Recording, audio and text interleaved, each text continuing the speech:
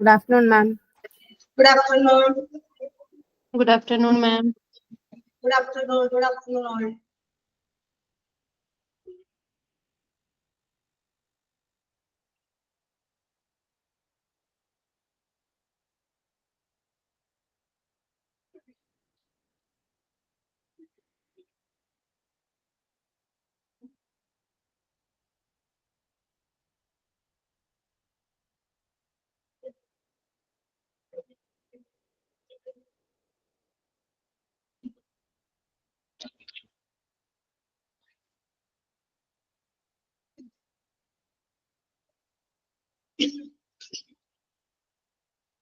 Okay, 24 പേരായിട്ടുള്ളൂ. നമുക്ക് തുടങ്ങാം. Okay, ma'am. Okay, എവിടെ വരെ നമ്മൾ എടുത്തത്? എവിടെ വരെ എടുത്തു നിർത്തി? എയർ ട്രാൻസ്പോർട്ട് കഴിഞ്ഞില്ലേ?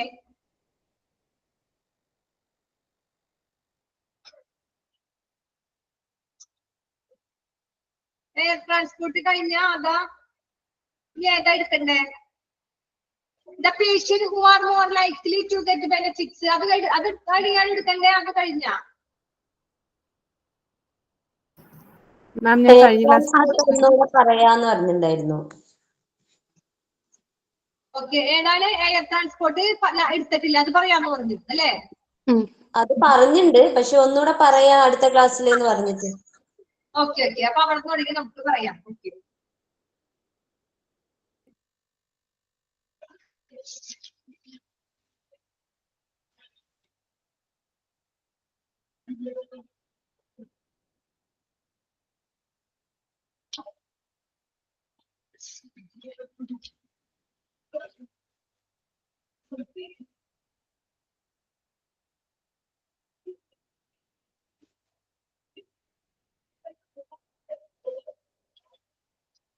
ഓക്കെ നമുക്ക് സ്റ്റാർട്ട് ചെയ്യാം.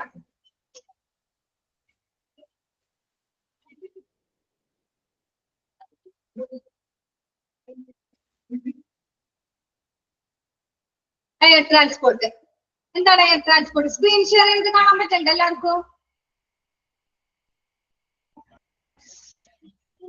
സ്ക്രീൻ ഷെയർ ചെയ്തത് കാണാൻ പറ്റുന്നുണ്ടാ? ഓക്കെ ഓക്കെ, എയർ ട്രാൻസ്പോർട്ട് എന്താ? The use of air transport has been increased in developed countries because of the advantage of swift transport. By including specialized medical care, there has been an improved prognosis of patients with trauma, severe myocardial infarction, and severe shock, owing to rapid provision of suitable medical care by the use of air transport. And the air transport, the air transport in the ഉപയോഗം എന്താ വെച്ചാൽ increasing in developed countries. കൂടുതലായിട്ട് എവിടെയാണ്? വികസിത രാജ്യങ്ങളില്, വേറെ developed ആയ കൺട്രീസിലാണ് ഈ എയർ ട്രാൻസ്പോർട്ട് കൂടുതലും അവിടെയാണ് വർദ്ധിച്ചു വരുന്നത്, അവിടെയാണ് കൂടുതലും ഇത് ഉപയോഗിക്കുന്നത്. ഇതിന്റെ അഡ്വാൻറ്റേജ് എന്ന് വെച്ചാൽ, ഇതിനൊരു മെയിൻ ആയിട്ടുള്ള ഒരു ഗുണം എന്ന് വെച്ചാൽ സ്വിഫ്റ്റ് ട്രാൻസ്പോർട്ട് ആണ് ഇത്. സ്വിഫ്റ്റ് ട്രാൻസ്പോർട്ട് എന്ന് വെച്ചാൽ എന്താ? പെട്ടെന്ന് എത്താൻ പറ്റും, അതിവേഗം എത്താൻ പറ്റും. ഓക്കെ, അപ്പൊ നമ്മളോട് ചോദിക്കും സ്വിഫ്റ്റ് ട്രാൻസ്പോർട്ട് ഏതാന്ന് വെച്ചാൽ അതാണ് എയർ ട്രാൻസ്പോർട്ട്. പെട്ടെന്ന് എത്താൻ ട്രാൻസ്പോർട്ട് ഏതാ? Air transport. ഇപ്പൊ ഇവിടെ നിന്ന് എറണാകുളത്ത് നിന്ന് തിരുവനന്തപുരത്ത് ഹോസ്പിറ്റലിൽ നമുക്ക് പോകണമെങ്കിൽ, നമ്മൾ റോഡ് വഴി പോകുകയാണെങ്കിൽ ഏകദേശം ഒരു 5-6 മണിക്കൂറെങ്കിലും വേണ്ടി വരും റോഡിൽ പോവുകയാണെങ്കിൽ. നമ്മുടെ റോഡ് എങ്ങനെ കുണ്ടും കുഴിയൊക്കെ കഴിഞ്ഞ് ബ്ലോക്ക് ഒക്കെ കഴിഞ്ഞ് നമ്മൾ ആ തിരുവനന്തപുരം എത്തുമ്പോഴത്തേനും ഏകദേശം ഒരു 6 മണിക്കൂറെങ്കിലും ആയി കാണും. പക്ഷെ ഈ എയർ ട്രാൻസ്പോർട്ട് ആണെങ്കിൽ നമുക്ക് എങ്ങനെ ഒരു 2 മണിക്കൂറിനുള്ളിൽ നമുക്ക് തിരുവനന്തപുരത്ത് എത്താൻ പറ്റും. അപ്പൊ ആ 3 മണിക്കൂർ നമുക്ക് സേവ് ചെയ്യാം. 3 മണിക്കൂർ നമ്മൾ മുമ്പേ എത്തി അവിടെ. അപ്പൊ നമുക്ക് ഏറ്റവും പ്രധാനപ്പെട്ട ഭയങ്കര ക്രിട്ടിക്കൽ സ്റ്റേജ് ഉള്ള പേഷ്യന്റ് ആണെങ്കിൽ പെട്ടെന്ന് അവിടെ എത്തിക്കഴിഞ്ഞാൽ നമുക്ക് എന്താ, 1 മിനിറ്റ് നേരത്തെ എത്തിയാൽ അത്രയും നല്ലത്, നമ്മുടെ ജീവന് അത്രയും വിലയുണ്ട് അല്ലേ? അപ്പൊ നമുക്ക് മെയിൻ ആയിട്ട് ഏറ്റവും നല്ല അഡ്വാൻറ്റേജ് എന്ന് പറഞ്ഞാൽ സ്വിഫ്റ്റ് ട്രാൻസ്പോർട്ട് ആണ്. പെട്ടെന്ന് എത്താൻ പറ്റും, പെട്ടെന്ന് നമുക്ക് അവിടെ എത്താൻ പോണ ട്രാൻസ്പോർട്ട് ആണ് എയർ ട്രാൻസ്പോർട്ട് എന്ന് പറയുന്നത്. അപ്പൊ അത് എവിടെയാണ്? അതിന്റെ കൂടുതലും ഡെവലപ്ഡ് കൺട്രീസിലാണ് അത് ഏറ്റവും കൂടുതലായിട്ട് വർദ്ധിച്ചു വരുന്നത്. പക്ഷെ അതിന്റെ മെയിൻ അഡ്വാൻറ്റേജ് എന്ന് പറയുന്നത് സ്വിഫ്റ്റ് ട്രാൻസ്പോർട്ട് ആണ്. ഇനി നമുക്ക് എയർ ട്രാൻസ്പോർട്ട് എങ്ങനെയുള്ള പേഷ്യൻസിനൊക്കെ നമുക്ക് സജസ്റ്റ് ചെയ്യാം? എല്ലാവർക്കും എയർ ട്രാൻസ്പോർട്ടിൽ കയറാം, പക്ഷേ മെയിൻ ആയിട്ട് നമുക്ക് എങ്ങനത്തെ പേഷ്യന്റിനൊക്കെ കൊണ്ടുപോകാൻ പറ്റും? അതാണ് പറഞ്ഞത്. There has been an improved prognosis of patient with trauma patient. പിന്നെ സിവിയർ മയോകാർഡിയം ഇൻഫാക്ഷൻ എന്ന് വെച്ചാൽ എന്താ? സിവിയർ മയോകാർഡിയം ഇൻഫാക്ഷൻ എന്ന് വെച്ചാൽ എന്താ? ഹൃദയസ്തംഭനം ഉണ്ടാകുമ്പോ പെട്ടെന്ന് രക്തക്കുഴലുകൾ അടയും. അങ്ങനെ ഉണ്ടാവണ സിവിയർ മയോകാർഡിയൽ ഇൻഫാക്ഷൻ പെട്ടെന്ന് എത്തിക്കണം. എന്താ? ഹാർട്ടിന് എന്തെങ്കിലും നമ്മുടെ ഹൃദയ സംബന്ധമായിട്ട് എന്താ ഹൃദയസ്തംഭനം ഉണ്ടായി, ഹാർട്ടിന് പെട്ടെന്ന് ഒരു അറ്റാക്ക് വന്നു, ഹാർട്ട് അറ്റാക്ക് വന്നു. അപ്പൊ അവരുടെ ആ ഹാർട്ടിന്റെ വാൽവുകളൊക്കെ ബ്ലോക്കായി അടഞ്ഞു വരും. അപ്പൊ അവർക്ക് ശ്വാസം കിട്ടാനോ ഹാർട്ടിലോട്ട് ഓക്സിജൻ എത്തിക്കാനോ ബ്ലഡ് സർക്കുലേറ്റ് ചെയ്യാനോ പറ്റണില്ല. ഹാർട്ടിന്റെ വാൽവുകളാണ് ബ്ലോക്ക് ആയിരിക്കുന്നത്. അപ്പൊ അങ്ങനെയുള്ള അവസ്ഥയിൽ നമ്മള് പെട്ടെന്ന് എത്തിക്കണം. പെട്ടെന്ന് ഇന്ന ഹോസ്പിറ്റലിൽ എത്തിച്ചാൽ ഉടനെ ഇതാവുന്ന നമ്മള് ലാൻഡ് ട്രാൻസ്പോർട്ട് ആണെന്ന് നമുക്ക് യൂസ് ചെയ്യാൻ പറ്റില്ല. കാരണം എന്താ? അത് അവിടെ എത്തുമ്പത്തിന് പേഷ്യന്റ് ഡെത്ത് ആയിട്ടുണ്ടാവും. അപ്പൊ നമുക്ക് പെട്ടെന്ന് പോകാനും എല്ലാ ഇതിന്റെ കാര്യത്തിനൊക്കെ നമുക്ക് ഹാർട്ട് സംബന്ധമായിരുന്നു. കുണ്ടും കുഴിയും അതിലൊക്കെ പോകുമ്പോ നമ്മള് പേഷ്യന്റിന് അതൊരു ബുദ്ധിമുട്ടായിരിക്കും. അപ്പൊ അതിന്റെ ഒരുപാട് ദോഷങ്ങൾ വരും. കാരണം എന്താ? ലാൻഡ് ട്രാൻസ്പോർട്ട് ആകുമ്പോ റോഡിൽ നിന്ന് കുണ്ടും കുഴിയിലും തട്ടി അവിടെ തട്ടി ഇവിടെ തട്ടി വരുമ്പോ പേഷ്യന്റിന് ഭയങ്കര ടയേർഡ് ആയിരിക്കും. പക്ഷെ എയർ ട്രാൻസ്പോർട്ടിന് ആ ഒരു പ്രോബ്ലം വരുന്നില്ല. അപ്പൊ അതിന് നമുക്ക് സിവിയർ മയോകാർഡിയൽ ഇൻഫ്രാക്ഷന് വേണ്ടിയിട്ട് നമുക്ക് എയർ ട്രാൻസ്പോർട്ട് ഉപയോഗിക്കാം. സിവിയർ സ്ട്രോക്ക് വന്നാൽ പെട്ടെന്ന് ഒരു പേഷ്യന്റ് ഇതുപോലെ തന്നെ ഒരു സ്ട്രോക്ക് വന്നാലും എയർ ട്രാൻസ്പോർട്ട് ഉപയോഗിക്കാം. അപ്പൊ നിങ്ങൾ അണ്ടർലൈൻ ചെയ്തിടാ. എയർ ട്രാൻസ്പോർട്ടിൽ അണ്ടർലൈൻ ചെയ്യേണ്ടത് സ്വിഫ്റ്റ് ട്രാൻസ്പോർട്ട് അണ്ടർലൈൻ ചെയ്യാം. സ്വിഫ്റ്റ് ട്രാൻസ്പോർട്ട് അണ്ടർലൈൻ ചെയ്യാം. ഓക്കെ, നെക്സ്റ്റ് അണ്ടർലൈൻ ചെയ്തിടേണ്ടത് ഏതാ? Prognosis of patient with trauma improve ആവാൻ വേണ്ടി എയർ ട്രാൻസ്പോർട്ടിൽ ഏറ്റവും കൂടുതലായിട്ട് നമ്മൾക്ക് എന്തെല്ലാം കാര്യങ്ങൾക്ക് ഇത് യൂസ് ചെയ്യാം. ഏതാ? Prognosis of patient with trauma, അത് അണ്ടർലൈൻ ചെയ്യാം. പേഷ്യന്റിന് ട്രോമ പേഷ്യന്റിന്റെ രോഗനിർണയം. പിന്നെ സിവിയർ മയോകാർഡിയൽ ഇൻഫ്രാക്ഷൻ അണ്ടർലൈൻ ചെയ്യാം. സിവിയർ മയോകാർഡിയം ഇൻഫ്രാക്ഷൻ, പിന്നെ സിവിയർ സ്ട്രോക്ക്. ഇതൊക്കെ ഉണ്ടെങ്കിൽ നമുക്ക് എന്താ പെട്ടെന്ന് തന്നെ മെഡിക്കൽ കെയർ കിട്ടാൻ വേണ്ടിയിട്ട് on rapid provision of suitable medical care bye the use of air transport. പെട്ടെന്ന് നമുക്ക് മെഡിക്കൽ കെയർ കിട്ടും. അതിന് കറക്റ്റ് ആയിട്ട് സൂട്ടബിൾ ആയ സമയത്ത് തന്നെ നമുക്ക് മെഡിക്കൽ കെയർ കൊടുക്കാൻ പറ്റും. അതിനാണ് നമ്മൾ എയർ ട്രാൻസ്പോർട്ട് ഉപയോഗിക്കുന്നത്. ഓക്കെ ഓക്കെ അല്ലേ? ഇനി പറയണ്ടല്ല എയർ ട്രാൻസ്പോർട്ട്. ഓക്കെ, നെക്സ്റ്റ് നമുക്ക് നോക്കാം ബെനിഫിറ്റ്സ്. എയർ ട്രാൻസ്പോർട്ടിന്റെ ബെനിഫിറ്റ്സ് ആണ് നമുക്ക് നോക്കേണ്ടത്. The patients who are more likely to get benefits from air transport are. എന്തൊക്കെ ബെനിഫിറ്റ്സ് എന്ന് നോക്കാം. ഈ എയർ ട്രാൻസ്പോർട്ടിൽ നിന്ന് നമുക്ക് കൂടുതലും കിട്ടാൻ സാധ്യതയുള്ള ബെനിഫിറ്റ്സ്. ഇതിൽ നിന്ന് നമുക്ക് ഏറ്റവും കൂടുതൽ എന്ത് ഇതിനാണ് നമുക്ക് എയർ ട്രാൻസ്പോർട്ടിൽ നിന്ന് എന്ത് കൂടുതൽ ബെനിഫിറ്റ്സ് ആ കിട്ടണേന്ന് നോക്കാം. ഫസ്റ്റ് വൺ എന്താ? Patients with severe trauma and penetrating chest injuries, multi-system injuries, stress injuries, or patients with unstable right side. ഈ കാര്യങ്ങൾ ഇഞ്ചുറീസ് ആണ് കൂടുതലും പറഞ്ഞേക്കണ. ഇഞ്ചുറികൾ എന്തൊക്കെ ഇഞ്ചുറി ഉണ്ട്? പേഷ്യന്റ് വിത്ത് ട്രോമ എന്ന് വെച്ചാൽ ട്രോമ പേഷ്യന്റിന് അത് നമ്മൾ ഫസ്റ്റ് പറഞ്ഞിരുന്നു. ട്രോമ പേഷ്യന്റിന്. സെക്കൻഡ് എന്താ? പെനിട്രേറ്റിംഗ് ചെസ്റ്റ് ഇഞ്ചുറീസ് എന്ന് വെച്ചാൽ എന്താ? നമ്മുടെ ഹാർട്ട് മുറിയ, ഹൃദയം ആഴത്തിൽ മുറിയ, കുത്തി മുറിയ എന്ന് വെച്ചാൽ ആഴത്തിൽ. പെനിട്രേറ്റിംഗ് എന്ന് വെച്ചാൽ ഭയങ്കര ആഴത്തിൽ ചെസ്റ്റ് മുറിയ. ഓക്കെ, അപ്പൊ അങ്ങനെയുള്ള ചെസ്റ്റിൽ ആഴത്തിലുള്ള മുറിവാണെങ്കിൽ എന്തായിരിക്കും? ബ്ലീഡിംഗ് ആയിരിക്കും. ബ്ലഡ് നിൽക്കണ്ടാവില്ല, ഭയങ്കര ബ്ലീഡിംഗ് ആയിരിക്കും, ഭയങ്കര ഇഞ്ചുറി ആയിരിക്കും. ഇന്റേണൽ ആണ്. പെനിട്രേറ്റിംഗ് ചെസ്റ്റ് ഇഞ്ചുറീസ് എന്ന് പറയുന്നത് ഇന്റേണൽ ഇഞ്ചുറി ആണ്, ഉള്ളിലാണ്. അപ്പൊ അങ്ങനെയുള്ള ഇഞ്ചുറീസ് ഒക്കെ വരുമ്പോൾ നമ്മുടെ ഹാർട്ടിൽ എന്താ പറ്റുക? ഭയങ്കര മുറിവ് വരും. പിന്നെ മൾട്ടി സിസ്റ്റം ഇഞ്ചുറീസ് എന്ന് പറഞ്ഞാലും അതിന്റെ ഹാർട്ടിന്റെ ഇന്റേണലിനുള്ളിൽ വരും. ഹാർട്ടിലല്ല, നമ്മുടെ ബോഡിയുടെ ഇന്റേണലില് വന്ന മുറിവുകള്. ക്രഷ് ഇഞ്ചുറി എന്ന് വെച്ചാൽ എന്താ? ചതവ്. ക്രഷ് ഇഞ്ചുറി എന്ന് വെച്ചാൽ ചതവ് വരും. ഈ ചതവ് വന്നു കഴിഞ്ഞാൽ എന്തുണ്ടാവാ?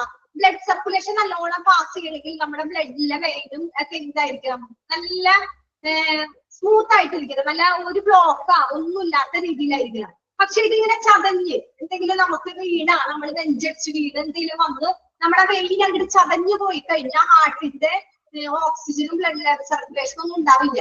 കാരണം എന്താ? ഇങ്ങനെ ചതഞ്ഞു പോയി. അപ്പൊ അവിടെ എന്തായി? ബ്ലോക്കായി ചതഞ്ഞപ്പ. അപ്പൊ അങ്ങനെയുള്ള പെട്ടെന്ന് അങ്ങനെയുള്ള പേഷ്യന്റിനെ നമ്മൾ പെട്ടെന്ന് എത്തിക്കണം. നമ്മൾ പറഞ്ഞു പെട്ടെന്ന് എത്തിക്കാനുള്ള ഒരു ട്രാൻസ്പോർട്ട് ഏതാണ്? ഈ എയർ ട്രാൻസ്പോർട്ട് ആണ്. അപ്പൊ ഇങ്ങനെയുള്ള പേഷ്യന്റിനെ നമുക്ക് അവിടെ പെട്ടെന്ന് എത്തിക്കണമെങ്കിലും പേഷ്യൻസ് വിത്ത് സ്റ്റേബിൾ അല്ലാത്ത വൈറ്റൽ സൈൻ, നമ്മുടെ പേഷ്യന്റിനെ സ്റ്റേബിൾ അല്ലാണ്ട് ഭയങ്കര ക്ഷീണായിട്ട് മോശമായിട്ട് ഭയങ്കര അവർ അൺസ്റ്റേബിൾ ആയിട്ട് നിൽക്കുന്ന പേഷ്യന്റിനാണെങ്കിലും നമുക്ക് എന്ത് യൂസ് ചെയ്യാം? Air transport. അവർക്ക് ബെനിഫിറ്റ്സ് കിട്ടും. അപ്പൊ ഒന്നുകൂടി ആർക്കൊക്കെ ബെനിഫിറ്റ്സ് കിട്ടും? Patient with severe trauma, penetrating chest injury, multi-system injury, crush injury, patient with unstable vital signs. ഇത്രയും കാര്യങ്ങൾക്ക് നമുക്ക് എയർ ട്രാൻസ്പോർട്ട് ഉപയോഗിക്കാം. രണ്ടാമത്തെ പോയിന്റ് എന്താ പറയണേ? Patients with acute coronary syndrome in crucial need of revascularization procedure, cardiac tamponade with hemodynamic compromise, cardiogenic shock in need of intra-aortic balloon pump or other assisted device. എന്ന് വെച്ചാൽ എന്താ? പേഷ്യൻസിന് പെട്ടെന്ന് എന്തെങ്കിലും അക്യൂട്ട് ആയിട്ട് പെട്ടെന്ന് ഒരു സിൻഡ്രോം എന്ത് വന്നു കഴിഞ്ഞാല് നമ്മുടെ എമർജൻസി പേഷ്യന്റിന്റെ കാര്യം പറയുന്ന പേഷ്യൻസിന് എയർ ട്രാൻസ്പോർട്ട് ഏതൊക്കെ പേഷ്യൻസിന് ഉപയോഗിക്കാൻ പറ്റുമെന്നാ പറയുന്നത്. അപ്പൊ എന്താ റിവാസ്കുലറൈസേഷൻ എന്ന് വെച്ചാൽ ആർക്കൊക്കെ ഉപയോഗിക്കാം? റിവാസ്കുലറൈസേഷൻ പ്രൊസീജിയർ എന്ന് വെച്ചാല് അടിയന്തരമായ വാസ്കുലറൈസേഷൻ കൊടുക്കാം. അടിയന്തരമായ വാസ്കുലറൈസേഷൻ കൊടുക്കാം എന്ന് വെച്ചാൽ എന്താ? ബ്ലഡിലോ ധമനികളില് നമ്മളുടെ ഹാർട്ടിലോട്ടൊക്കെ നമുക്ക് എന്ത് പോയിട്ടുണ്ട്? സിരകളും ധമനികളും പോയിട്ടുണ്ട്. ആ സിരകളിലോ ധമനികളിലൊക്കെ രക്തയോട്ടം ബ്ലോക്ക് ആയി കിടക്കണം, അല്ലെങ്കിൽ തകർന്ന് അവിടെ എന്തെങ്കിലും ബുദ്ധിമുട്ട് വരുമ്പോൾ അത് പുനഃസ്ഥാപിക്കുന്നതാണ് എന്ത്? റിവാസ്കുലറൈസേഷൻ. റിവാസ്കുലറൈസേഷൻ എന്താ? ബ്ലഡില് എന്തെങ്കിലും സിരകളിലുണ്ട്, ബ്ലഡിന്റെ അല്ല ധമനികളിലോ സിരകളിലോ ബ്ലഡ് ബ്ലോക്ക് ആയി കിടക്കും. എവിടെയാണ്? ധമനികളിലോ സിരകളിലോ. ഈ ധമനി സിര എന്ന് പറയുന്നത് എന്താ? നമ്മുടെ ഹാർട്ടിലോട്ട് ബ്ലഡ് പാസ് ചെയ്ത് കൊണ്ടുപോണത്, ഓക്സിജനൊക്കെ എത്തിച്ചു കൊടുക്കുന്നതാണ് ഈ ധമനികളും സിരകളും. അപ്പൊ ആ ധമനികൾക്കും സിരകളിലും ബ്ലഡ് വല്ല ബ്ലോക്ക് ആയിട്ട് കിടന്നാൽ നമ്മൾ എന്ത് ചെയ്യും? അതിന്റെ രക്തയോട്ടം പുനഃസ്ഥാപിക്കും. വേണ്ടേ? അവ പുനഃസ്ഥാപിക്കാനുള്ളതാണ് റിവാസ്കുലറൈസേഷൻ പ്രൊസീജിയർ. അതിന്റെ നടപടിക്രമങ്ങളാണ് റിവാസ്കുലറൈസേഷൻ പ്രൊസീജിയർ. അടിയന്തര വാസ്കുലൈസേഷൻ കൊടുക്കും. ഓക്കെ. രണ്ടാമത് എന്താ? Cardiac tamponade. ടാംപോണേഡ് എന്ന് വെച്ചാൽ എന്താ? അതും ഇതുപോലെ തന്നെ നമ്മൾ പറഞ്ഞു, ഹൃദയത്തിലോട്ട് പോണ ധമനികളിലും സിരകളിലും ബ്ലഡ് എന്തെങ്കിലും ബ്ലോക്ക് ആയി കിടന്നാൽ പുനഃസ്ഥാപിക്കും. അത് റിവാസ്കുലൈസേഷൻ. കാർഡിയാക് ടാംപോണേഡ് എന്ന് പറഞ്ഞാൽ ഹാർട്ടിലോട്ട് പോണ ഇതുപോലെ തന്നെ ധമനികള്, അവരുടെ പേശികള്, ഹൃദയപേശിയില്, അല്ലെങ്കിൽ ഹൃദയത്തിന്റെ സഞ്ചിയില്, ഹൃദയപേശിയില് അല്ലെങ്കിൽ ഹൃദയത്തിന്റെ സഞ്ചിയില് അതിന്റെ ഇടയില് ദ്രാവകമോ രക്തമോ അല്ലെങ്കിൽ എന്തെങ്കിലും ദ്രാവകം അല്ലെങ്കിൽ ബ്ലഡ് അവിടെ അടിഞ്ഞുകൂടും. അങ്ങനെ അടിഞ്ഞുകൂടുമ്പോഴേ അവിടെ എന്തുണ്ടാവും? അതിനെ നമ്മൾ ബ്ലോക്ക് ആവും. അതിൽ നിന്ന് എടുക്കാൻ വേണ്ടിയിട്ടാണ് കാർഡിയാക് ടാംപോണേഡ് ഉപയോഗിക്കുന്നത്. അതാണ് കാർഡിയാക് ടാംപോണേഡ് എന്ന് പറയുന്നത്. ഓക്കെ. പിന്നെ ഹീമോഡൈനാമിക് കോംപ്രമൈസും ഇതുപോലെ തന്നെ ബ്ലഡ് സർക്കുലേഷൻ കൂട്ടാനുള്ള ഒരു ഇതാണ്. പിന്നെ കാർഡിയോജനിക് ഷോക്ക്. കാർഡിയോജനിക് ഷോക്ക് എന്ന് പറഞ്ഞാൽ എന്താ? കാർഡിയോജനിക് ഷോക്ക് എന്ന് പറയുന്നത് നമ്മൾ പറഞ്ഞു ഹൃദയത്തിലേക്ക് ബ്ലഡും ഓക്സിജനും എത്തിച്ചുകൊണ്ട് പോണത് ഇതാണെന്നും. അപ്പൊ അതുപോലെ തന്നെ ഹൃദയത്തിന് ആവശ്യമായ ഓക്സിജൻ അടങ്ങിയ ബ്ലഡ് കിട്ടാതെ വരുമ്പോൾ നമുക്കൊരു ഷോക്ക് വരും.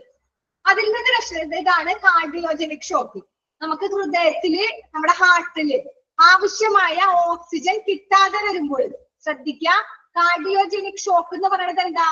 നമ്മുടെ സിരകളിലൂടെയും ധമനികളിലൂടെയും ആണ് ഹാർട്ടിലോട്ട് ബ്ലഡും ഓക്സിജനും പാസ് ചെയ്യണത്. പക്ഷെ ഹാർട്ടിലോട്ട് ശരിയായ രീതിയിൽ ഓക്സിജൻ കിട്ടാതെ വരുമ്പോൾ എന്തുണ്ടാവും? കിട്ടാതെ വരുമ്പോൾ നമുക്ക് പെട്ടെന്ന് ഒരു ഷോക്ക് ആയിരിക്കും. നമ്മുടെ ശരീരത്തിൽ ആ ഓക്സിജന്റെ അളവ് കറക്റ്റ് കിട്ടാതെ വരുമ്പോൾ ഒരു ഷോക്ക് ഉണ്ടാവും. അതാണ് കാർഡിയോജനിക് ഷോക്ക് എന്ന് പറയുന്നത്. ഇതിനെല്ലാത്തിനും കൂടി ആവശ്യമായ ഒരു ഡിവൈസ് ആണ് intra aortic balloon pump. Underline ചെയ്തിടാ. ഓക്കെ. ഇതെന്തിനാ ഉപയോഗിക്കണേ? നമ്മൾ ഈ പറഞ്ഞ എല്ലാ കാര്യവും റിവാസ്കുലറൈസേഷൻ ആയിക്കോട്ടെ, കാർഡിയാക് ടാംപോണേഡ് ആയിക്കോട്ടെ, ഹീമോഡൈനാമിക് ആയിക്കോട്ടെ, കാർഡിയോജനിക് ഷോക്ക്, ഇതിനെല്ലാത്തിനും കൂടി ഹൃദയത്തിലേക്ക് ബ്ലഡ് സർക്കുലേഷൻ കൂട്ടാനുള്ളതാണ്. ഇതിന്റെ ബ്ലഡ് സർക്കുലേഷൻ കൂട്ടാൻ ഹൃദയത്തിൽ നിന്നുള്ള രക്തയോട്ടം നിയന്ത്രിക്കുന്ന ഒരു ഉപകരണമാണ് intra aortic balloon pump. Underline ചെയ്തിടാ. Okay. Intra aortic balloon pump എന്ന് വെച്ചാൽ എന്താ? നമ്മുടെ ഹൃദയത്തിലോട്ട് രക്തയോട്ടം നിയന്ത്രിക്കണ ഒരു ഉപകരണം, ഒരു ഡിവൈസ്. ഓക്കെ, ഇതല്ലെങ്കിൽ അതർ അസിസ്റ്റ് ഡിവൈസ് ഇതും നമ്മൾ എയർ ട്രാൻസ്പോർട്ടിൽ ഉണ്ടാവും. ഓക്കെ, അപ്പൊ ഇഞ്ചുറികൾ ഫസ്റ്റ് വൺ പറഞ്ഞത് എന്താ, നമുക്കുള്ള ഒരുപാട് ഇഞ്ചുറി, ഹാർട്ടിന്റെ ഇഞ്ചുറി, ചതവ് എന്ന് വെച്ചാൽ ക്രഷ് ഇഞ്ചുറി, പേഷ്യൻസ് അൺസ്റ്റേബിൾ അല്ല, സ്റ്റേബിൾ അല്ല അൺസ്റ്റേബിൾ ആയ പേഷ്യന്റ്, ഇതിനെല്ലാത്തിനും കൂടി നമുക്ക് എയർ ട്രാൻസ്പോർട്ട് യൂസ് ചെയ്യാം. കാർഡിയാക് ടാമ്പോണൈഡ്, കാർഡിയോജനിക് ഷോക്ക് ഒന്നുകൂടി പറയാമോ? ഓക്കെ, ഒന്ന് ശ്രദ്ധിച്ചോ.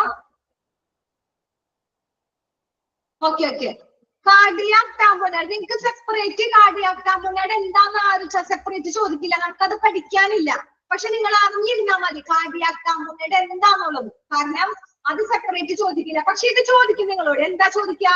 കാർഡിയാക് ടാമ്പോണൈഡ് വന്ന ഒരു പേഷ്യന്റിനെ ഏത് ട്രാൻസ്പോർട്ടിലാണ്, ഏത് മോഡ് ഓഫ് ട്രാൻസ്പോർട്ട് നമ്മൾ പഠിച്ചു, അതിന് എയർ ട്രാൻസ്പോർട്ട് ആണോ അവർക്ക് യൂസ് ചെയ്യുക അതോ ഗ്രൗണ്ട് ട്രാൻസ്പോർട്ട് ആണോ? അതൊന്നും ശ്രദ്ധിക്കാം. കാർഡിയാക് ടാമ്പോണൈഡ് കറക്റ്റ് എന്താണെന്ന് ചോദിക്കില്ല, പക്ഷെ അത് ഏത് ട്രാൻസ്പോർട്ടിലാണ് യൂസ് ചെയ്യുന്നതെന്ന് ചോദിക്കും. അപ്പൊ നിങ്ങൾ എയർ ട്രാൻസ്പോർട്ട് ആ സമയത്ത് കറക്റ്റ് കിട്ടണം. ഇനി ഞാൻ പറഞ്ഞുതരാം എന്താ ടാമ്പോണൈഡ് എന്ന് വെച്ചാൽ. എന്താ കാർഡിയാക് ടാമ്പോണൈഡ് എന്ന് വെച്ചാൽ ഹൃദയപേശിക്ക് പേശിയുണ്ട്, ഹൃദയത്തിനുള്ളിൽ എന്തുണ്ട്? പേശികളുണ്ട്. ആ ഹൃദയപേശിക്കും ഹൃദയത്തിന്റെ അടുത്ത് ഹൃദയത്തിലൊരു സഞ്ചി ഉണ്ട്. ആ സഞ്ചിയിൽ നമുക്ക് അതിന്റെ ഇടയില് നമുക്ക് ബ്ലഡ് പാസ് ചെയ്യും. ആ ബ്ലഡ് പാസ് ചെയ്യുന്ന സമയത്ത് വേറെ എന്തെങ്കിലും ദ്രാവകമോ എന്തെങ്കിലും അടിഞ്ഞു കൂടും. മനസ്സിലായ? ആ അടിഞ്ഞു കൂടുമ്പോ അതിന്റെ എന്ത് ചെയ്യാ, അടിഞ്ഞു കൂടുന്ന അവസ്ഥയാണ് കാർഡിയാക് ടാമ്പോണൈഡ് എന്ന് പറയുന്നത്. അങ്ങനെ അടിഞ്ഞു കൂടുന്ന അവസ്ഥയെ മാറ്റാൻ ഉപയോഗിക്കുന്ന ഒരു ഡിവൈസ് ആണ് ഇൻട്രായോട്ടിക് ബലൂൺ പമ്പ്. മനസ്സിലായ? അപ്പൊ എന്തെങ്കിലും കാർഡിയാക് ഹൃദയപേശിയില് അല്ലെങ്കിൽ ഹൃദയത്തിന്റെ സഞ്ചിയില് എന്തെങ്കിലും ദ്രാവകമോ വേറെ എന്തെങ്കിലും ബ്ലഡ് ക്ലോട്ട് ആയിട്ടോ അങ്ങനെ എന്തെങ്കിലും അടിഞ്ഞു കൂടും. ആ അടിഞ്ഞു കൂടുന്നതാണ് കാർഡിയാക് ടാമ്പോണൈഡ് എന്ന് പറയുന്നത്. ഇനി കാർഡിയോജനിക് ഷോക്ക് എന്ന് പറയുന്നത് എന്താ? കാർഡിയോജനിക് ഷോക്ക് എന്ന് പറയുന്നത് ഹൃദയത്തിന് ആവശ്യമായ ഓക്സിജൻ എത്തിച്ചു കൊടുക്കുന്നത് ആരാ? ഈ ധമനികളുടെ സിരകളിൽ കൂടെയാണ് ഹൃദയത്തിന് ആവശ്യമായ ഓക്സിജൻ എത്തിച്ചു കൊടുക്കുന്നത്. പക്ഷെ നമുക്ക് ആവശ്യമായ ഓക്സിജൻ കിട്ടാതെ വരുമ്പോൾ, ഹൃദയത്തിന് ആവശ്യമായ ഓക്സിജൻ കിട്ടാതെ വരുമ്പോൾ പെട്ടെന്ന് ഉണ്ടാകുന്ന ഒരു ഷോക്കാണ് കാർഡിയോജനിക് ഷോക്ക് എന്ന് പറയുന്നത്. ഓക്കെ ഓക്കെ ആണോ? ഇനി പറയണോ? ഓക്കെ, അപ്പൊ നിങ്ങൾ ഇതിന്റെ പോയിന്റ് എന്താന്നുള്ളതെന്ന് വെച്ചാൽ ഈ കാർഡിയോജനിക് ഷോക്കും ഈ പറഞ്ഞ റിവാസ്കുലറൈസേഷൻ പ്രൊസീജിയർ ഒക്കെ എവിടെയാണ് യൂസ് ചെയ്യുന്നത്? എയർ ട്രാൻസ്പോർട്ടിൽ. അത് മറക്കരുത്, എയർ ട്രാൻസ്പോർട്ടിലാണ് ഇതൊക്കെ ഉള്ളത്. അതുപോലെ തന്നെ അതിനൊക്കെ വേണ്ടി തരണം ചെയ്യാനുള്ള ഡിവൈസ് ഏതാണ്? ഇൻട്രായോട്ടിക് ബലൂൺ പമ്പ്. അതും അണ്ടർലൈൻ ചെയ്തിട്ട്, അതും ഇമ്പോർട്ടന്റ് ആണ്. ഓക്കെ, അവിടെ അത് മാത്രം ഓർക്കാനുള്ളൂ, വേറെ ഒന്നുമില്ല. നെക്സ്റ്റ് എന്താ, മൂന്നാമത്തെ പോയിന്റ് എന്താ പറയണേ? Patients due to receive organ transplant, അവയവം ട്രാൻസ്പ്ലാന്റ് മാറ്റിവെച്ച പേഷ്യന്റിനും നമുക്ക് എന്തുപയോഗിക്കാം? എയർ ട്രാൻസ്പോർട്ട് ഉപയോഗിക്കാം. ഓക്കെ, അപ്പൊ patient due to receive organ transplant അങ്ങനെയുള്ള പേഷ്യന്റിന് നമുക്ക് അവയവ ശസ്ത്രക്രിയക്ക് വിധേയരായ രോഗികളെ നമ്മൾ എയർ ട്രാൻസ്പോർട്ടിൽ ഉപയോഗിക്കാം. Critically in high risk medical or surgical patients, ക്രിട്ടിക്കലായ ഗുരുതരാവസ്ഥയിലുള്ള അപകട സാധ്യതയുള്ള പേഷ്യൻസിനും അല്ലെങ്കിൽ സർജിക്കൽ പേഷ്യന്റ് ഓപ്പറേഷൻ കഴിഞ്ഞ പേഷ്യന്റിനും എന്തുപയോഗിക്കാം? എയർ ട്രാൻസ്പോർട്ട് ഉപയോഗിക്കാം. ഓക്കെ, അപ്പൊ ഒന്നും കൂടി പറയാം. ഫസ്റ്റ് ഇഞ്ചുറികൾ, എല്ലാ ഇഞ്ചുറികളും പെടും. അതിനോടൊപ്പം തന്നെ അൺസ്റ്റേബിൾ വൈറ്റൽ സൈൻ, പിന്നെ പെടുന്നതാണ് റിവാസ്കുലറൈസേഷൻ അങ്ങനത്തെ ഉള്ള സാധനങ്ങൾ. അതിനൊക്കെ കൂടിയുള്ള ഒരു ഡിവൈസ് ആണ് ഇൻട്രായോട്ടിക് ബലൂൺ പമ്പ്. അതും അവിടെ ഉണ്ട്, എയർ ട്രാൻസ്പോർട്ടിലുണ്ട്. പിന്നെ ഓർഗൻ ട്രാൻസ്പ്ലാന്റ് ചെയ്ത പേഷ്യൻസിനും എയർ ട്രാൻസ്പോർട്ട് യൂസ് ചെയ്യാം.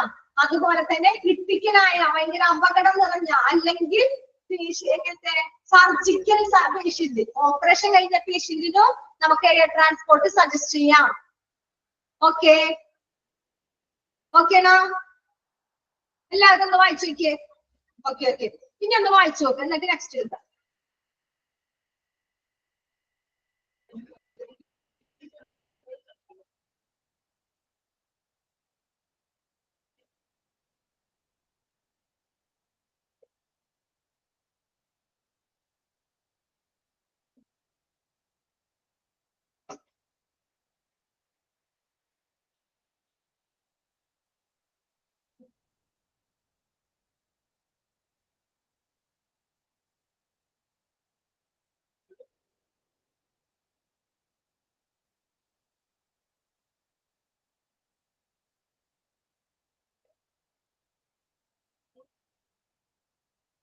ഓക്കെ, വായിച്ചില്ല എല്ലാരും? നെക്സ്റ്റ് നമ്മൾ ഡി ആണ് പറയുന്നത്. നമ്മുടെ ബി സി കഴിഞ്ഞു. സി ആയിരുന്നു മോഡ് ഓഫ് ട്രാൻസ്ഫർ, അത് നമ്മൾ ഗ്രൗണ്ട് ട്രാൻസ്പോർട്ട് പഠിച്ചു. അതുപോലെ തന്നെ എയർ ട്രാൻസ്പോർട്ട് കഴിഞ്ഞു. ഇനി ഡി ആണ് അക്കമ്പനിങ് ദ പേഷ്യന്റ്. എന്താ പറയണേ? It is normally suggested to have at least 2 proficient personnel accompanying the patient to be shifted. The care needed by each patient in course of transfer relies on the level of patient's critical care dependency and correspondingly are divided into level 0, level 1, level 2, level 3. Okay, നമുക്ക് എന്താ നോക്കാം. First എന്താ പറഞ്ഞേക്കണേ? Accompanying the patient. പേഷ്യന്റിന്റെ രോഗി എങ്ങനെയാണ് നമ്മൾ അനുമാനിക്കുന്നത്, അനുഗമിക്കുന്നത് എങ്ങനെയാണ് നോക്കാം. അത് സാധാരണ ലെവലില്, സാധാരണ ഗതിയിൽ ഇറ്റ് ഈസ് നോർമലി സജസ്റ്റഡ്. നമ്മൾ സാധാരണ ലെവലില് എങ്ങനെയാണ് at least 2 proficient personnel accompanying the patient shift ഉണ്ട്. സാധാരണഗതിയിൽ നമ്മൾ പേഷ്യന്റിനെ ട്രാൻസ്ഫർ ചെയ്യുമ്പോൾ എന്ത് വേണം? പ്രഗത്ഭരായ 2 പേരെങ്കിലും ഉണ്ടായിരിക്കണം. ഓക്കെ, എന്താ പറഞ്ഞേ? നമ്മൾ ഒരു പേഷ്യന്റിനെ എവിടക്കായാലും, ഒരു പേഷ്യന്റിനെ വേറെ ഫെസിലിറ്റി ആണോ അതർ ഹോസ്പിറ്റലിലോട്ടാണോ എവിടെ ആണെങ്കിലും പേഷ്യന്റിനെ നമ്മൾ ട്രാൻസ്ഫർ ചെയ്യുമ്പോൾ പ്രധാനമായിട്ടും 2 പ്രഗത്ഭരായ വ്യക്തികൾ ഉണ്ടായിരിക്കണം. ഓക്കെ, അതാണ് ഫസ്റ്റ് പോയിന്റ് പറഞ്ഞത്. There are needed by each patient course of transfer relays on the level of patient critical care. എന്താ പറഞ്ഞേ? ട്രാൻസ്ഫർ റിലേകളിൽ ഓരോ രോഗിക്കും ആവശ്യമായ കെയർ, രോഗിയുടെ ക്രിട്ടിക്കൽ കെയർ, ഡിപ്പെൻഡൻസി, അങ്ങനെ എല്ലാ കാര്യങ്ങളും ശരിയായിട്ട് കറക്റ്റ് ആയിട്ട് ഇന്ന രീതിയിൽ വിഭജിച്ചിരിക്കുന്നു. അത് താഴെ പറയുന്നുണ്ട്. ഒന്നുകൂടി പറയാം. എന്താ? അക്കമ്പനിങ് ദ പേഷ്യന്റ് എന്ന് വെച്ചാല് പേഷ്യന്റിനെ ഒരു ഹോസ്പിറ്റലിൽ നിന്ന് മറ്റൊരു ഹോസ്പിറ്റലിലോട്ട് ട്രാൻസ്ഫർ ചെയ്യണമെങ്കിൽ പ്രഗത്ഭരായ 2 വ്യക്തികളെങ്കിലും ഉണ്ടായിരിക്കണം. അതുപോലെ തന്നെ പേഷ്യന്റിനെ നമ്മൾ അവർക്ക് എന്ത് കൊടുക്കണം? ട്രാൻസ്ഫർ ചെയ്യുമ്പോ ട്രാൻസ്ഫർ റിലേകളിൽ ഓരോ രോഗിക്കും, ഒരു രോഗിയല്ല ഓരോ രോഗിക്കും ആവശ്യമായ പരിചരണം കൊടുക്കണം. എന്താ? ഓരോ രോഗിക്കും ആവശ്യമായ പരിചരണം കൊടുക്കണം. അതുപോലെ തന്നെ രോഗിയുടെ ക്രിട്ടിക്കൽ കെയർ, ഭയങ്കര സീരിയസ് ആയ ആ ക്രിട്ടിക്കൽ കെയർ നമ്മൾ ഡിപ്പെൻഡൻസി അതിനെ ആശ്രയിച്ച് നമ്മൾ അതിലെന്താ ഓരോ തരം ആ ഡിപ്പെൻഡൻസി, ക്രിട്ടിക്കൽ കെയറിന്റെ ഡിപ്പെൻഡൻസി ആശ്രയിച്ച് വേണം നമ്മൾ കറക്റ്റ് രീതിയിൽ പരിചരിക്കാൻ. അത് താഴെ കാണുന്ന രീതിയിൽ നമ്മൾ ഡിവൈഡ് ചെയ്തിരിക്കുന്നു. അതുപോലെ വേണം നമ്മൾ ക്രിട്ടിക്കൽ പേഷ്യന്റിനെ നോക്കാനായിട്ട്. എന്താന്ന് നോക്കാം നമുക്ക്. ലെവൽ 0 ഇത് തുടങ്ങുന്നതിന് മുമ്പ് നിങ്ങളുടെ മനസ്സിൽ ആദ്യം വരണം ലിഫ്റ്റ് വരാം. ലിഫ്റ്റ്, ഒരു ലിഫ്റ്റിലാണ് നമ്മൾ ഇരിക്കുന്നത്. ഓക്കെ, അത് മാത്രം നിങ്ങളുടെ മനസ്സിൽ ഓർക്കാം. നമ്മൾ ഒരു ലിഫ്റ്റിൽ ഇരിക്കുകയാണെങ്കിൽ ഏറ്റവും ലാസ്റ്റ് നമ്മൾ എവിടെയായിരുന്നു? 0 കാണാം. നമ്മൾ ലിഫ്റ്റില് 0 എന്ന് പറയുന്നത് ഏതാ? ഗ്രൗണ്ട് ആണ്. ഗ്രൗണ്ട് അല്ലേ? Ground floor. അതാണ് നമ്മൾ ലിഫ്റ്റ് 0 എന്ന് പറയുന്നത്. അതാണ് ഗ്രൗണ്ട് എന്ന് പറയുന്നതാണ് ബേസിക് ലെവല്, നോർമൽ ആയ ലെവല്, സാധാരണ ലെവല് അല്ലേ? അതാണ് അതിന്റെ പ്ലാറ്റ്ഫോമിന്റെ കറക്റ്റ് പൊസിഷൻ, ബേസിക് ലെവൽ. അതിന് ഫസ്റ്റ് കയറുമ്പോൾ എന്തായി? ഫസ്റ്റ് ഫ്ലോർ ആയി. സെക്കൻഡ് കയറുമ്പോൾ സെക്കൻഡ് ഫ്ലോർ, തേർഡ് ഫ്ലോർ, അങ്ങനെ പോകും. പക്ഷെ നമ്മൾ 0നെ ഗ്രൗണ്ട് ഫ്ലോർ എന്നാ പറയാം. ഓക്കെ, ഇനി നിങ്ങൾ ശ്രദ്ധിക്കുക. ഞാനിത് ഇങ്ങനെ പറഞ്ഞത് അതൊരു വെറുതെ ഓർക്കാൻ വേണ്ടി പറഞ്ഞതുള്ളൂ. ലെവൽ 0 എന്താണെന്ന് നമുക്ക് നോക്കാം. It consists of the patient who can be managed at the ward level of ward in a hospital and are normally not needed to be accompanied by any specialized personnel. എന്താ പറഞ്ഞേ? ഒരു ഹോസ്പിറ്റലിൽ ഒരു വാർഡിന്റെ ward തലത്തിൽ കൈകാര്യം ചെയ്യാൻ കഴിയുന്ന രോഗികളാണ് ഇതിൽ ഉൾപ്പെട്ടിരിക്കുന്നത്. എന്താ പറഞ്ഞേ? ലെവൽ 0 വാർഡ് തലത്തില് നമ്മുടെ ഒരു ഹോസ്പിറ്റലില് നോർമൽ ആയ ഒരു ഹോസ്പിറ്റല് വാർഡാണ്. ആ വാർഡില് സാധാരണ ലെവലില് വാർഡ് ലെവലിലുള്ള ആ ഹോസ്പിറ്റലില് രോഗിയുടെ ക്രിട്ടിക്കൽ രോഗിയുടെ ഇതിൽ ഉൾപ്പെടുത്തിയിട്ടുള്ളത് ആരെയാണ്? സാധാരണ ലെവലില്. സാധാരണ level 0 patients can managed ward level of the ward. സാധാരണ ലെവലില് വാർഡ് തലത്തിൽ കൈകാര്യം ചെയ്യുന്ന സാധാരണ രോഗികളെയാണ് ഇതിൽ ഉൾപ്പെടുത്തിയിരിക്കുന്നത്. ഓക്കെ, അവർക്ക് വേറെ പ്രശ്നങ്ങളാ ഒരു പ്രോബ്ലം ഒന്നുമില്ല. അവർ സാധാരണ ലെവലാണ്. അവര് എന്തെങ്കിലും ചെറിയൊരു അസുഖത്തിന് വന്നു, വാർഡിൽ അഡ്മിറ്റ് ആയി, വാർഡിൽ കിടന്നു. അതുകൊണ്ട് അവർക്ക് ആര് വേണ്ട, നമ്മൾ കറക്റ്റ് ആയിട്ട് അവരുടെ കൂടെ നിന്ന് കറക്റ്റ് ആയിട്ട് ഓരോന്നും വേണ്ട. അതാണ് ഹോസ്പിറ്റലില് വാർഡ് തലത്തില് കൈകാര്യം ചെയ്യുന്ന രോഗികളാണ് ഇതിൽ ഉൾപ്പെട്ടിട്ടുള്ളത്. ഇതിന് സ്പെഷ്യൽ ആയിട്ട് നമ്മൾ എന്താ പറയണേ, not be accompanied any specialised personnel എന്ന് വെച്ചാൽ ഇതിന് സാധാരണയായിട്ട് ഏതെങ്കിലും സ്പെഷ്യലിസ്റ്റ് ഉദ്യോഗസ്ഥന്മാരോ സ്പെഷ്യലൈസ്ഡ് കെയർ ഒന്നും വേണ്ട. ഓക്കെ, അതാ പറഞ്ഞത്, സ്പെഷ്യലൈസ്ഡ് പേഴ്സണൽ അല്ലെങ്കിൽ അവരുടെ കെയർ ഒന്നും ആവശ്യമില്ല. കാരണം എന്താ, അത് സാധാരണ ആൾക്കാരാണ്, അത് വാർഡ് തലത്തിലാണ്, ഹോസ്പിറ്റലിലെ വാർഡ് തലത്തിലുള്ള സാധാരണയാണ്. അതുകൊണ്ട് തന്നെ അവർക്ക് നോട്ട് നീഡഡ്, ആവശ്യമില്ല. ഓക്കെ, സ്പെഷ്യലൈസ്ഡ് പേഴ്സണലിന് അവർക്ക് ആവശ്യമില്ല. അതാണ് ലെവൽ 0 പറയുന്നത്. ലെവൽ 1 എന്താ, level 1 it consists of those patients who are in deteriorating condition in the course of transfer but can be managed in an acute ward setting by the support of critical care team. These usually should be accompanied by paramedic UI trainee nurse. എന്നുവെച്ചാൽ എന്താ, level 1 പറഞ്ഞത് നമ്മളൊരു പേഷ്യന്റിനെ ഹോസ്പിറ്റലിൽ നിന്ന് transfer ചെയ്തിട്ടുണ്ടെങ്കിൽ എങ്ങനത്തെ പേഷ്യന്റിനെ, ഡിറ്ററോയിറ്റിംഗ് condition പേഷ്യന്റിനെ എന്ന് വെച്ചാൽ എന്താ, മോശമായ എന്ന് വെച്ചാൽ ക്ഷീണം, ഭയങ്കര മോശമായ ക്ഷീണമുള്ള ഒരു പേഷ്യന്റ്, ആ കണ്ടീഷനുള്ള പേഷ്യന്റ്, ആ പേഷ്യന്റിനെ നമ്മള് അക്യൂട്ട് വാർഡില് നമ്മൾ എന്ത് ചെയ്തു, അക്യൂട്ട് വാർഡില് പേഷ്യന്റിനെ പ്രവേശിപ്പിച്ചാൽ ആ പേഷ്യന്റിന്റെ കൂടെ ആര് വേണം, ഒരു പാരാമെഡിക്കൽ UI പരിശീലനം ലഭിച്ച നഴ്സ് വേണം. ആരാ വേണ്ടത്, പാരാമെഡിക്കൽ UI പഠനം പഠിച്ച ഒരു നഴ്സ് വേണം. എങ്ങനെയുള്ള പേഷ്യന്റിന്, എങ്ങനെയുള്ള പേഷ്യന്റിനാ, അക്യൂട്ട് വാർഡിൽ അഡ്മിറ്റ് ചെയ്ത ഒരു പേഷ്യന്റിന് ക്ഷീണമായി, ഡിറ്ററോയിറ്റിംഗ് കണ്ടീഷൻ, ആ പേഷ്യന്റിന്റെ കണ്ടീഷൻ ക്ഷീണം ഭയങ്കര മോശമായ ആ പേഷ്യന്റിനെ അക്യൂട്ട് വാർഡിൽ എന്ത് ചെയ്തു, അക്യൂട്ട് വാർഡിൽ പ്രവേശിപ്പിച്ചു. എന്നിട്ട് ആ പേഷ്യന്റിന്റെ കൂടെ ആരെ നിർത്തണം, usually should be accompanied by paramedic UI training nurse. Paramedical UI പരിശീലനം ലഭിച്ച ഒരു നഴ്സിനെ വേണം അതില് ട്രെയിനി ആയിട്ട് നിർത്താൻ. അതാണ് ലെവൽ 1. ഇവിടെ അണ്ടർലൈൻ ചെയ്തിടുന്നത് ഡിറ്ററേറ്റിംഗ് കണ്ടീഷൻ, അണ്ടർലൈൻ ചെയ്തിടാം. ഭയങ്കര മോശമായ കണ്ടീഷൻ വന്നാൽ പേഷ്യന്റിന് ഏത് ലെവലാ, ലെവൽ 1 ഡിറ്ററേറ്റിംഗ് കണ്ടീഷൻ അണ്ടർലൈൻ ചെയ്യാം. ഓക്കെ, പിന്നെന്താ വന്നേ, usually should be accompanied by paramedic UI training. അപ്പൊ ഒരു UI ട്രെയിനിങ് മാത്രം മതി അവിടെ.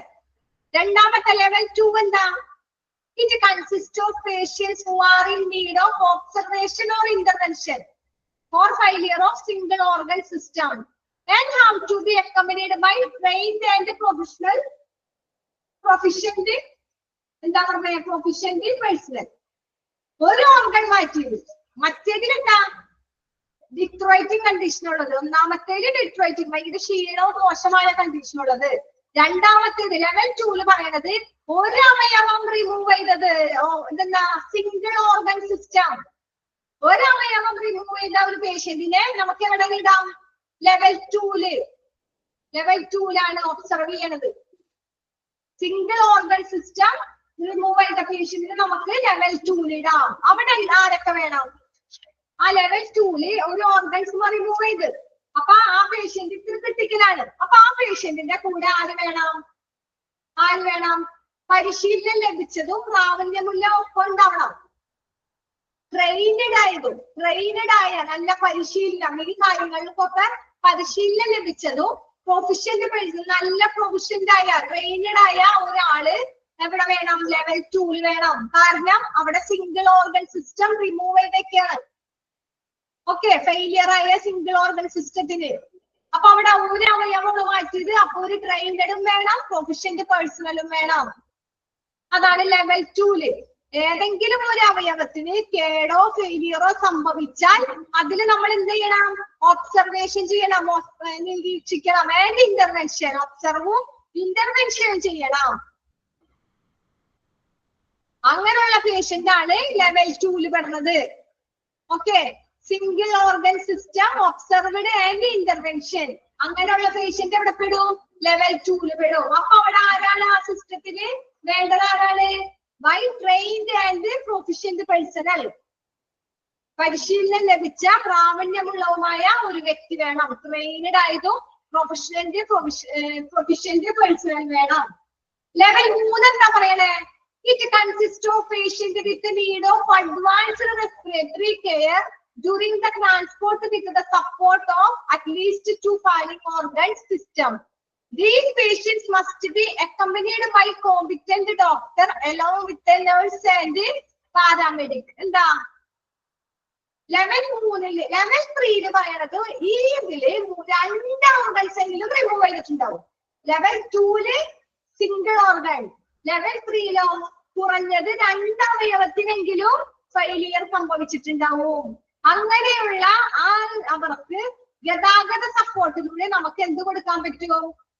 രോഗിക്ക് പരിചരണം കൊടുക്കാൻ പറ്റും. അങ്ങനെയുള്ള പേഷ്യൻസിന് നമ്മുടെ ഒരു നഴ്സും ഒരു പാരാമെഡിക്കിനും ഒപ്പം യോഗ്യതയുള്ള ഒരു ഡോക്ടറും ഉണ്ടായിരിക്കണം.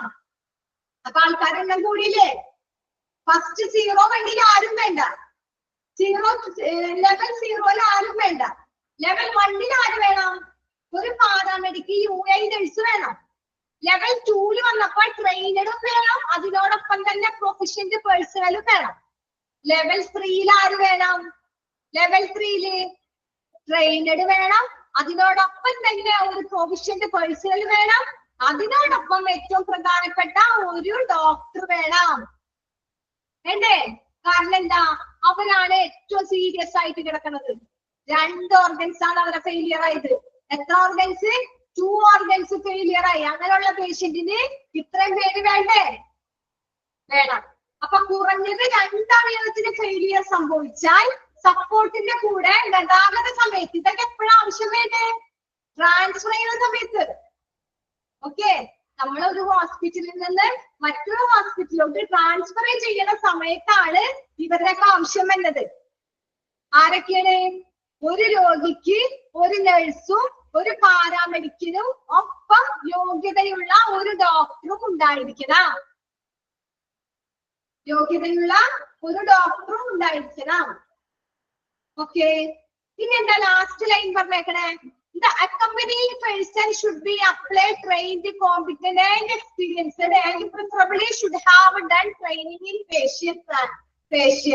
Transferee should have enough training in advanced cardiac life support, airway management and critical care.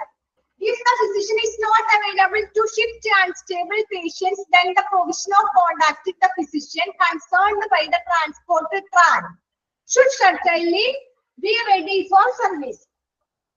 എന്താ പറഞ്ഞേ?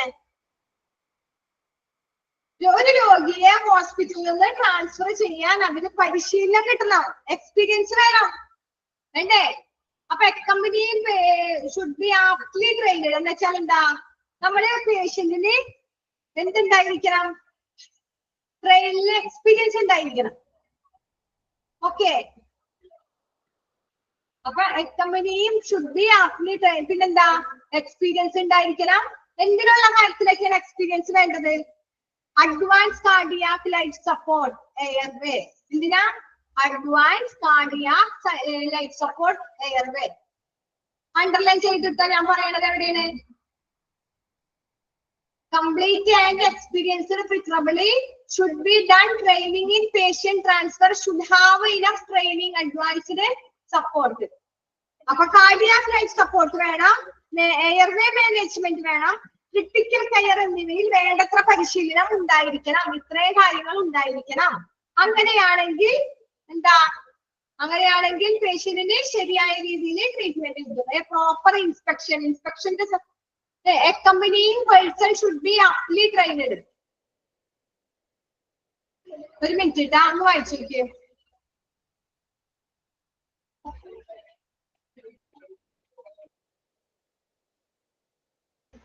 എല്ലാരും ഒന്ന് വായിച്ചു നോക്കിട്ടാ, ഒരു minute.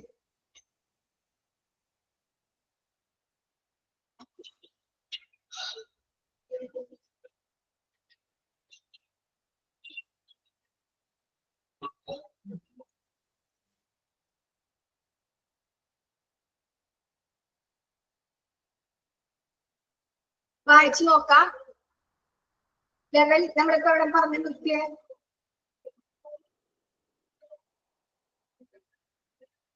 The accompanying person should be aptly trained.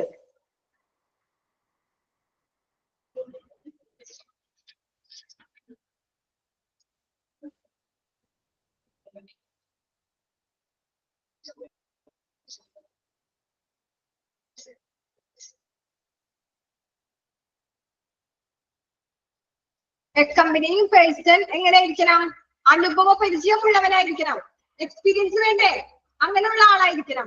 കൂടാതെ രോഗിയെ ട്രാൻസ്ഫർ ചെയ്യുന്നതില് പരിശീലനം നേടിയിരിക്കണം. ഓക്കെ, പിന്നെന്താ? Advance cardiac life support airway management അത് കിട്ടണം. അഡ്വാൻസ് ആയിട്ട് മുൻകൂട്ടായിട്ട് നമ്മൾ അതൊക്കെ റെഡിയാക്കി വെക്കണം.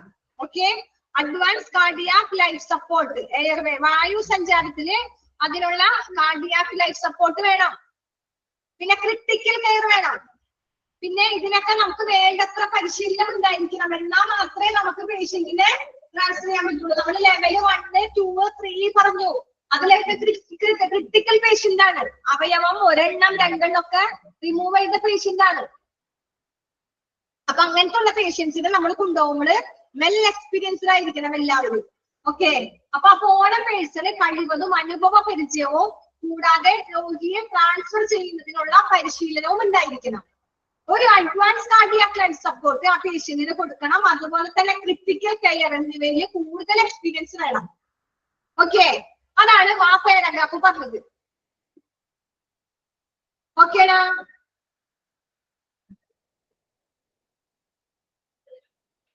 ഓക്കേനോ? പിന്നെന്താ പറഞ്ഞേ?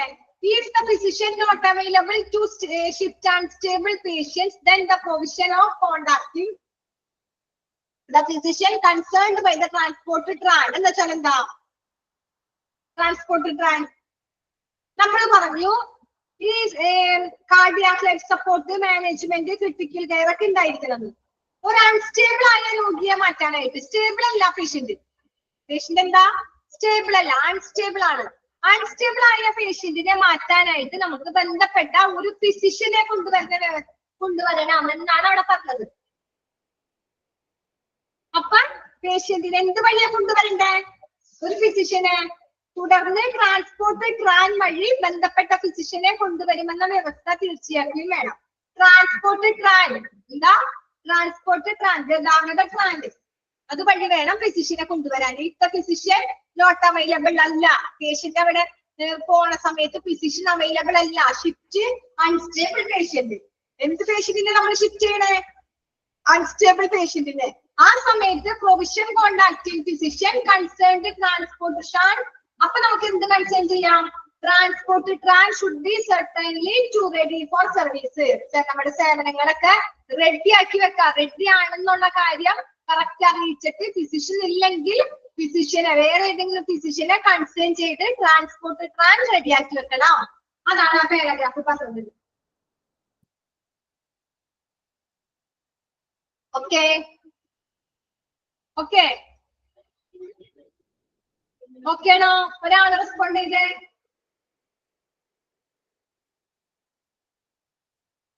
ഓക്കെ, ജിത്തു വിജയൻ. എല്ലാവരും ഉറങ്ങിയണോ? ജംഷീന ഓക്കെ. ഉറങ്ങിയണോ നിങ്ങള്? ഇല്ല. ഓക്കെ, അപ്പൊ നമ്മള് അതാണ് ആ കാര്യം പറഞ്ഞത്. അപ്പൊ അതങ്ങോട്ട് തീർന്നു. അതില് അണ്ടർലൈൻ ചെയ്ത് വെക്കേണ്ട കാര്യം എന്ന് പറയാനായിട്ട് aptly trained accompanying person should be aptly trained underline ചെയ്യാം. പിന്നെ ഏതാ? Air management physician not unstable patient provision contact physician concern ready for device. നമുക്ക് ഡിവൈസ് ഒക്കെ എടുത്ത് റെഡിയാക്കി വെക്കാം. നമ്മൾ പറഞ്ഞതാണ്. ഓക്കെ, ഇനി നെക്സ്റ്റ് എന്താ വന്നേ? നെക്സ്റ്റ് വന്നാണ് equipment drug and monitoring.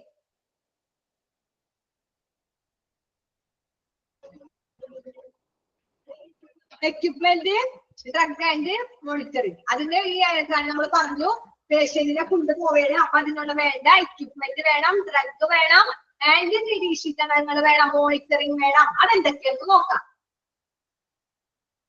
Okay,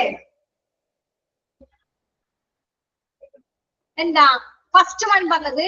A proper inspection with the provision of all life-saving drug is compulsory for transfer of all patients with level 1, 2, and 3 critical care needs.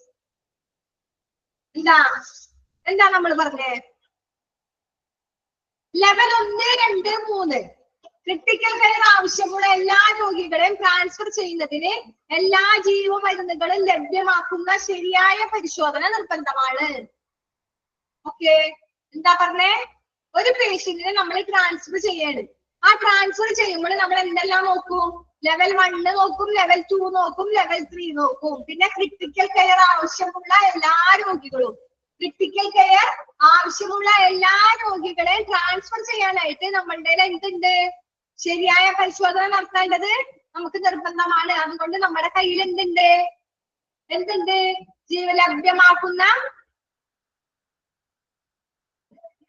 ആ ഒരു ഇതുണ്ട്. എന്താ? നമ്മളുടെ കയ്യിൽ പേഷ്യന്റിനെ കൊടുത്തുവിടാൻ നമ്മൾ എന്ത് ചെയ്യും? അപ്പൊ അതിന് വേണ്ടിയുള്ള കാര്യങ്ങൾ നമ്മൾ കറക്റ്റ് ചെയ്യും. അപ്പൊ അതുപോലെ തന്നെയാണ് ഇതിന്. ഇവിടെ പറഞ്ഞത് പോയത്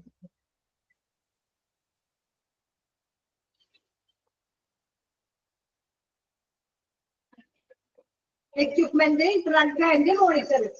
ഇതാണ് നമ്മൾ പറഞ്ഞത്. അപ്പൊ അതിന് വേണ്ട equipment, drug, monitoring, A proper inspection with provision of all life.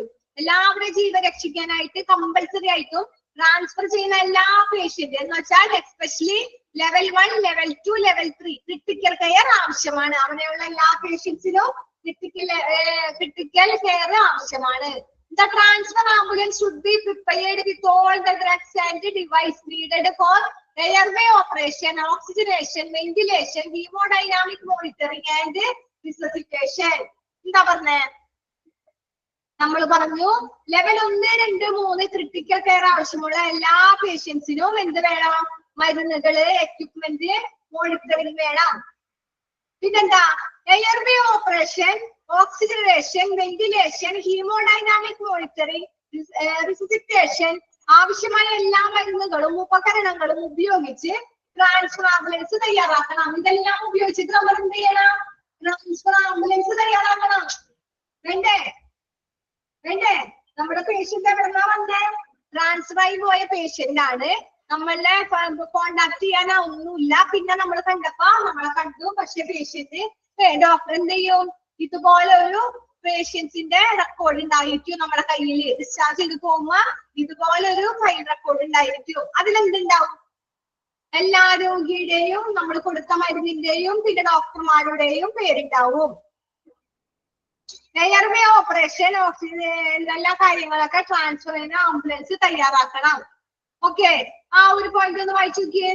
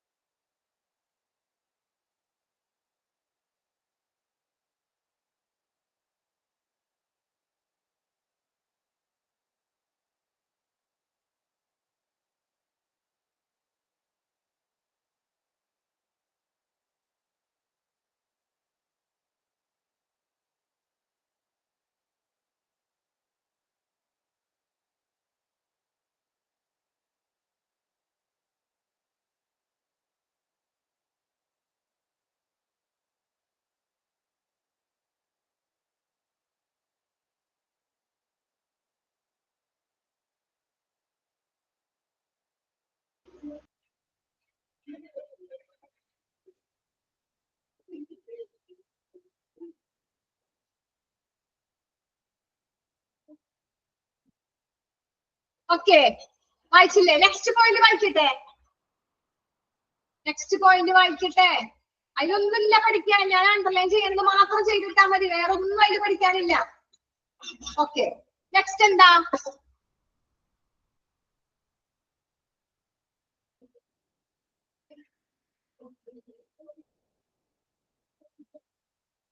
Next, all the inspection needs to be confirmed before the beginning of transfer together with the starting of infusion drive. The drugs required for patient transfer involve muscle relax, sedative, analgesic, drops, and resuscitation. The person responsible to patient transfer should assure correct supplies of these emergency drugs. Some of these drugs may be needed to be prepared pre-filled syringe before the transfer. എന്താ പറഞ്ഞേ? അതിലെന്താ പറഞ്ഞേ? Infusion മരുന്നുകൾ ആരംഭിക്കുന്നിടത്തോളം, infusion മരുന്നുകൾ നമ്മൾ ആരംഭിച്ചു കഴിഞ്ഞു. Transfer ആകുന്നതിന് മുമ്പ് എല്ലാ പരിശോധനകളും നമ്മൾ എന്ത് ചെയ്യണം? നിരീക്ഷിക്കണം. മനസ്സിൽ റിലാക്സുകൾ, മയക്കങ്ങൾ, വേദന സംഹാരികൾ, ഇൻഡോർ ഡ്രോപ്സ്, പുനരുത്തേജന മരുന്നുകൾ എന്നിവയും രോഗിയുടെ ട്രാൻസ്ഫറിന് ആവശ്യമായ മരുന്നുകൾ ഉണ്ട് ഇതില്. ഒരു പേഷ്യന്റിനെ ട്രാൻസ്ഫർ ചെയ്യുമ്പോൾ നമ്മൾ എന്തെല്ലാം കാര്യങ്ങൾ ഉറപ്പാക്കണം? അപ്പൊ ഒന്നും പറയാ, ഓൾ ദ ഇൻസ്പെക്ഷൻ. നമ്മൾ ഇൻസ്പെക്ഷൻ എടുക്കല്ലേ പേഷ്യന്റിനെ ആശുപത്രി ഹോസ്പിറ്റലിൽ നിന്ന് എവിടൊക്കെ മാറ്റി? വെന്റിലേറ്റർ ഐസിലോട്ട് മാറ്റി. ആ ബിഗിനിങ് ഓഫ് ട്രാൻസ്ഫർ സമയത്ത് തന്നെ നമ്മൾ എന്ത് ചെയ്യണം? സ്റ്റാർട്ടിങ് ഓഫ് ഇൻഫ്യൂഷൻ ഡ്രഗ്സിന്റെ കാര്യങ്ങളൊക്കെ ചാർട്ട് ചെയ്യണം. പേഷ്യന്റിന് കൊടുത്ത ഡ്രഗ്സിന്റെ കാര്യങ്ങളൊക്കെ ചാർട്ട് ചെയ്ത് റെഡിയാക്കി വെക്കണം. ഓക്കെ, അതിലെന്തൊക്കെ പെടും? ഡ്രഗ്സ് റിക്വയർഡിൽ എന്തൊക്കെ പെടും? Muscles relax, sedative, analgesic, inotropes and assure correct എന്താ റിസസിറ്റേഷൻ.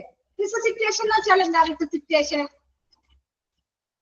എന്താ? റിസസിറ്റേഷൻ ആരൊരാൾ കമന്റ് ചെയ്തേ? റിസസിറ്റേഷൻ എന്താ? ഞാൻ പറഞ്ഞതല്ലേ കഴിഞ്ഞ ക്ലാസ്സിൽ. എന്താ റിസസിറ്റേഷൻ? കൃത്രിമ ശ്വാസം എടുക്കുന്നത്. എന്താ? കൃത്രിമ ശ്വാസം എടുക്കുന്നതാണ് റിസസിറ്റേഷൻ. കൃത്രിമ ശ്വാസം എടുക്കുന്നത്. പിന്നെന്താ? രക്ഷാപ്രവർത്തനത്തിൽ പേഷ്യന്റിന്റെ വായിലേക്കോ മൂക്കിലേക്കോ വായു ശ്വസിച്ചുകൊണ്ട് ഒരു വായു തള്ളണ ഉപകരണമാണ് വെന്റിലേറ്റർ. അത് നമുക്കറിയാം.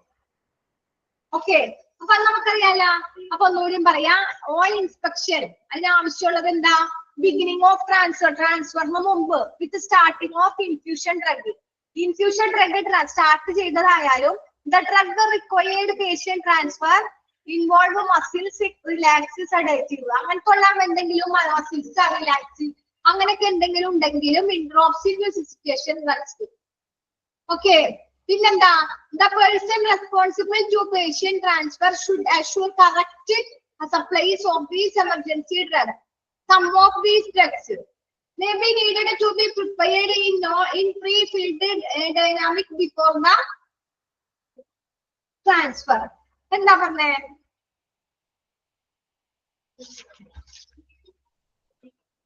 മൂന്നാമത്തെ പോയിന്റിൽ എന്താ പറഞ്ഞേ? 3-2 അവയവത്തിന് ഫെയിലിയർ സംഭവിച്ചാൽ സപ്പോർട്ടിന്റെ കൂടെ ഗതാഗത സമയത്ത് നൂതനമായ കെയർ ഇതിൽ ഉൾപ്പെടുന്നു. നമ്മൾ പറയും അവയവദാനം. നമ്മൾ എന്ത് പറയും? ഒരു കിഡ്നി തന്നാൽ നമ്മൾ എന്ത് ചോദിച്ചാലും കാശ് തരും. 20,000 30,000 എന്ത് വേണമെങ്കിലും നമുക്ക് ആര് തരും? ഈ സ്വർണം മേടിച്ച് വെച്ച് കഴിഞ്ഞാൽ ഈ ബുക്ക് കണ്ടാൽ നമുക്ക് കിട്ടും. പിന്നെന്താ? റെസ്പിറേറ്ററി കെയർ ഇതിൽ ഉൾപ്പെടുന്നു. അതിലെന്ത് ഉൾപ്പെടും? Respiratory care. നമ്മളെങ്ങനെ റെസ്പിറേഷൻ എന്ന് വെച്ചാൽ എന്താ? പുറത്തേക്ക് കാർബൺ ഡൈ ഓക്സൈഡും അകത്തേക്ക് ഓക്സിജനും വലിച്ചെടുക്കുന്ന പ്രക്രിയയാണ് എന്താ?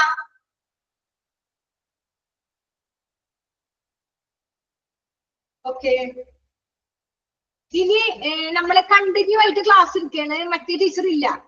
അപ്പൊ ഒരു 5 മിനിറ്റ് തരാം. 5 മിനിറ്റ് എല്ലാവരും പോയി ഫോൺ കട്ട് ചെയ്യണ്ട. നമ്മൾ 5 മിനിറ്റ് കഴിഞ്ഞ് പിന്നെയും തുടരും. അപ്പൊ എല്ലാവരും പോയി ഫോൺ അങ്ങോട്ട് നീക്കി വെച്ച് പോയി മുഖമൊക്കെ കഴുകി ഫ്രഷ് ആയി ഒരു 5 മിനിറ്റിനുള്ളിൽ ഓടി വന്നേ. വേണോ? ബ്രേക്ക് വേണോ? ബ്രേക്ക് വേണോ? വേണം. ഓക്കെ, അപ്പൊ ആരും കട്ട് ചെയ്യണ്ട. 24 35 ആവുമ്പത്തിനും വരണം. 35 ആവുമ്പോ എല്ലാവരും ഇവിടെ ഉണ്ടായിരിക്കണം. ഓക്കെ, എല്ലാവരും പോയി റെഡി ആയിട്ട് വെള്ളമൊക്കെ കുടിച്ചു വന്നേ. ഓക്കെ, 35 30 ആവുമ്പത്തിനും മാറ്റാം.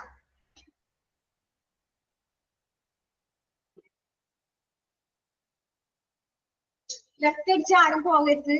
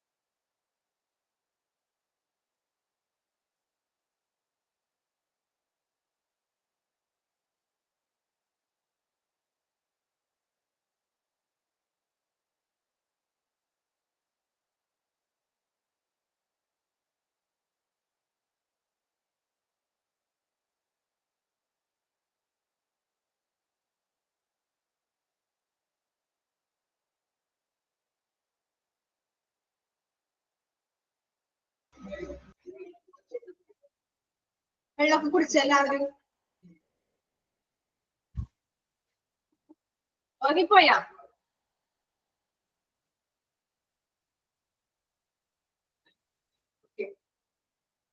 Okay okay.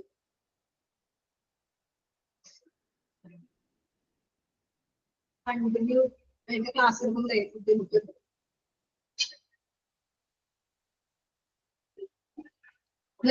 ടീച്ചർ ഇല്ല, ടീച്ചർ ലീവാണ്.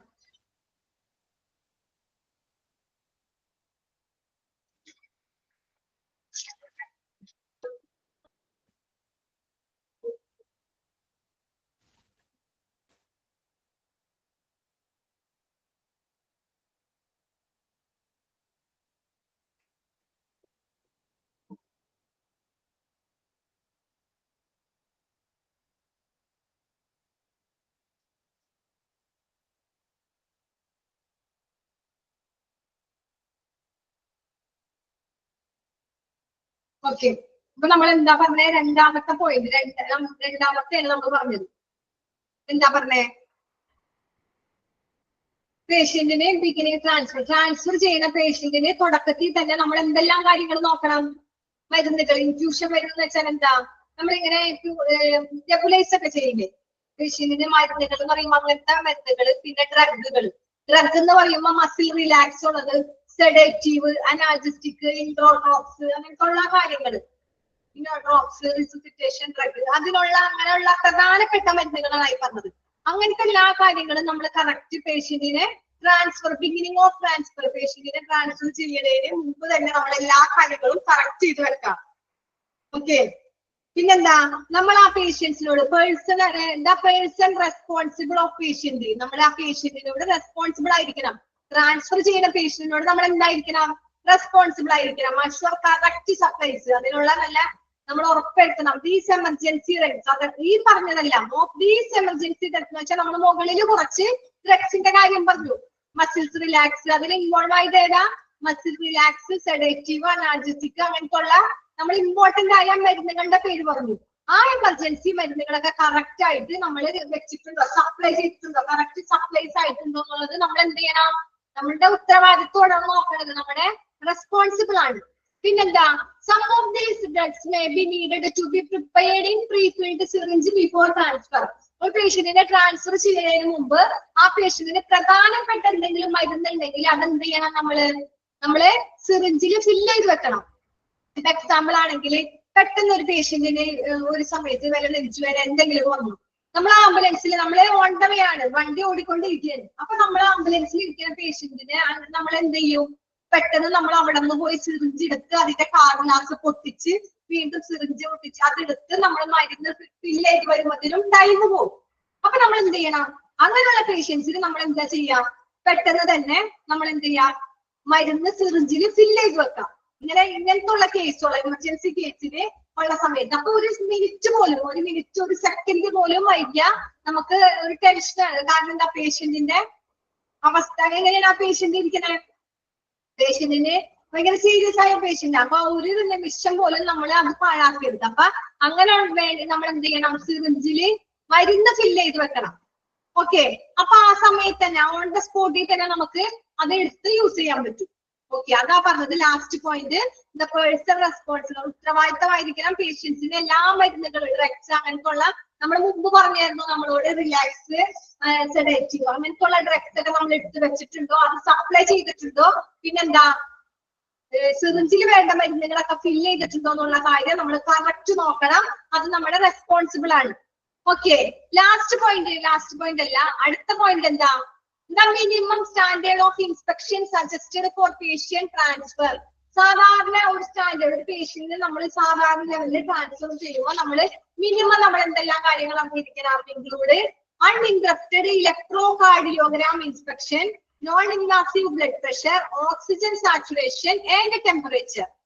എന്നുവെച്ചാൽ സാധാരണ ലെവലിൽ പേഷ്യന്റിനെ ട്രാൻസ്ഫർ ആകുമ്പോൾ നമ്മൾ ഏറ്റവും കുറഞ്ഞത് പേഷ്യന്റിന്റെ ഇലക്ട്രോകാർഡിയോഗ്രാം എന്ന് പറഞ്ഞിട്ട് ECG, എന്താ ECG, പിന്നെ നമ്മുടെ ബ്ലഡ് പ്രഷർ, പിന്നെ സാധാരണ ലെവല് ഓക്സിജൻ ലെവല്, സാച്ചുറൈസേഷൻ, പിന്നെ അതിന്റെ ടെമ്പറേച്ചർ, അത് നമ്മൾ കറക്റ്റ് നോക്കിയിരിക്കണം. ഓക്കെ, അതാണ് മൂന്നാമത് പറഞ്ഞത്. നമ്മളൊക്കെ ഇതൊക്കെ മുന്നേ പറഞ്ഞതാ. ഒരു പേഷ്യന്റിനെ ട്രാൻസ്ഫർ ചെയ്യുമ്പോൾ നമ്മൾ ഇതെല്ലാം നോക്കണുണ്ട്, ഇതെല്ലാം വേണം. പക്ഷെ അവിടെ നമ്മൾ ഫസ്റ്റ് പഠിച്ചതാ ഇതൊക്കെ. പക്ഷെ ഒന്നും കൂടി ഡീപ്പായിട്ട് വൈഡായിട്ട് പറയണത് എന്താ, മിനിമം സ്റ്റാൻഡേർഡ് സാധാരണ ലെവലിൽ ഒരു പേഷ്യന്റിനെ നമ്മൾ കൊണ്ടുപോകുമ്പോ, പേഷ്യൻസിനെ ട്രാൻസ്ഫർ ചെയ്യുമ്പോൾ നമ്മൾ ഇൻക്ലൂഡ് ചെയ്യണം ഇത്രയും കാര്യങ്ങൾ. ECG എടുക്കണം, നോൺ ഇൻവാസീവ് ബ്ലഡ് പ്രഷർ എടുക്കണം, പിന്നെ ഓക്സിജന്റെ ലെവൽ നോക്കണം, ടെമ്പറേച്ചർ നോക്കണം. ഈ 4 കാര്യങ്ങളും മസ്റ്റ് ആയിട്ട് നമ്മൾ ചെയ്യണം. ഓക്കെ, പിന്നെന്താ, the non invasive blood pressure may be notably affected by the motion artifacts. എന്ന് വെച്ചാൽ എന്താ, ആർട്ടിഫാക്ട്സ് എന്ന് വെച്ചാൽ എന്താ,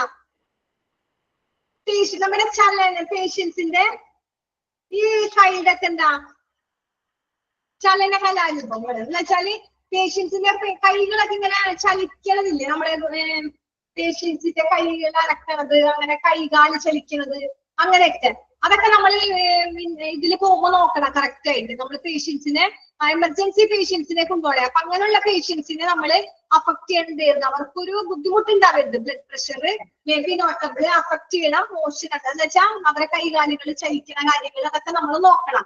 It may be cautious to use invasive blood pressure inspection selected subset of patients. എന്ന് വെച്ചാൽ എന്താ, നമ്മൾ രോഗി പേഷ്യന്റിന് ഇങ്ങനെ കാര്യങ്ങളൊക്കെ എടുത്ത് അതിന്റെ രക്തസമ്മർദ്ദ പരിശോധന നമ്മൾ നോക്കണം കറക്റ്റ് ആയിട്ട്. പേഷ്യന്റിന്റെ എന്ത് നോക്കണം, ബ്ലഡ് പ്രഷർ ഇൻസ്പെക്ട് ചെയ്യണം. സെലക്ടഡ് സബ്സെറ്റ് ഓഫ് പേഷ്യൻസ്, എല്ലാ പേഷ്യൻസിനും അല്ല, ആക്രമണാത്മകമായ ചില പേഷ്യന്റ് സബ്സെറ്റ് ഓഫ് പേഷ്യൻസ് ഉണ്ടാവും. ചില പേഷ്യൻസിന് ഇടക്കിടക്ക് ബ്ലഡ് പ്രഷർ കൗണ്ട് ചെയ്യുന്ന പേഷ്യന്റ് ഉണ്ടാവും. അപ്പൊ അങ്ങനെയുള്ള പേഷ്യൻസിനെ നമ്മൾ ഇടക്കാതെ നോക്കണം. ഓരോ പേഷ്യൻസിന് ഈ പേഷ്യൻസിന് എങ്ങനെയാണെന്നുള്ളത് നമുക്ക് ഹോസ്പിറ്റലിനെ ട്രാൻസ്ഫർ ചെയ്യുമ്പോൾ തന്നെ നമുക്കറിയാം. നമ്മൾ ഈ പേഷ്യന്റിനെ നമ്മൾ കൊണ്ടുവരികയാണ്.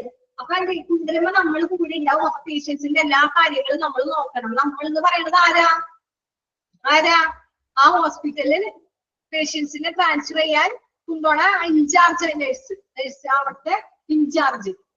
അപ്പൊ അവരെല്ലാ കാര്യങ്ങളും ഇൻസ്പെക്ഷൻ ചെയ്യണം. സെലക്ടഡ് സബ്സെറ്റ് ഓഫ് പേഷ്യൻസിന്.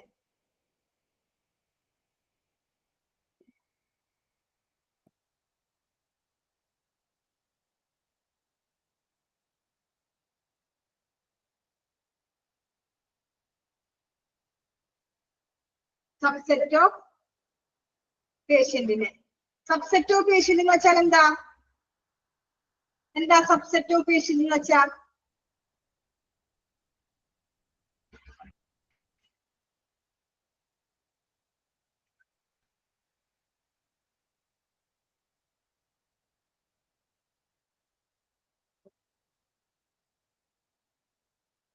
ഒരേ സെറ്റ് പേഷ്യൻസിന്റെ ഒരു വിഭാഗം, ഒരേ വിഭാഗത്തിൽ നമ്മൾ ഒരേ തരം തിരിച്ച് പേഷ്യൻസിന്. അപ്പൊ ഒരേ വിഭാഗം പേഷ്യൻസിന് നമുക്കറിയാം. ഈ പേഷ്യൻസിന് നമ്മൾ ഇടക്കിടക്ക് പ്രഷർ കൗണ്ട് ചെയ്യും. അങ്ങനെയുള്ളതാണെന്ന് നമുക്ക് ഇടക്കിടക്ക് നമുക്ക് അറിയാൻ പറ്റും. അപ്പൊ അങ്ങനെയുള്ള ഒരേ വിഭാഗങ്ങളായിട്ട് പേഷ്യൻസിന്റെ ആ പേഷ്യൻസിനെയാണ് നമ്മള് സബ്സെറ്റ് എന്ന് പറയുന്നത്. ഒരേ വിഭാഗങ്ങളായിട്ട് പേഷ്യന്റിനെ തിരിച്ചിട്ടുണ്ട്, രോഗികളുടെ ഉപസ്ഥാനം.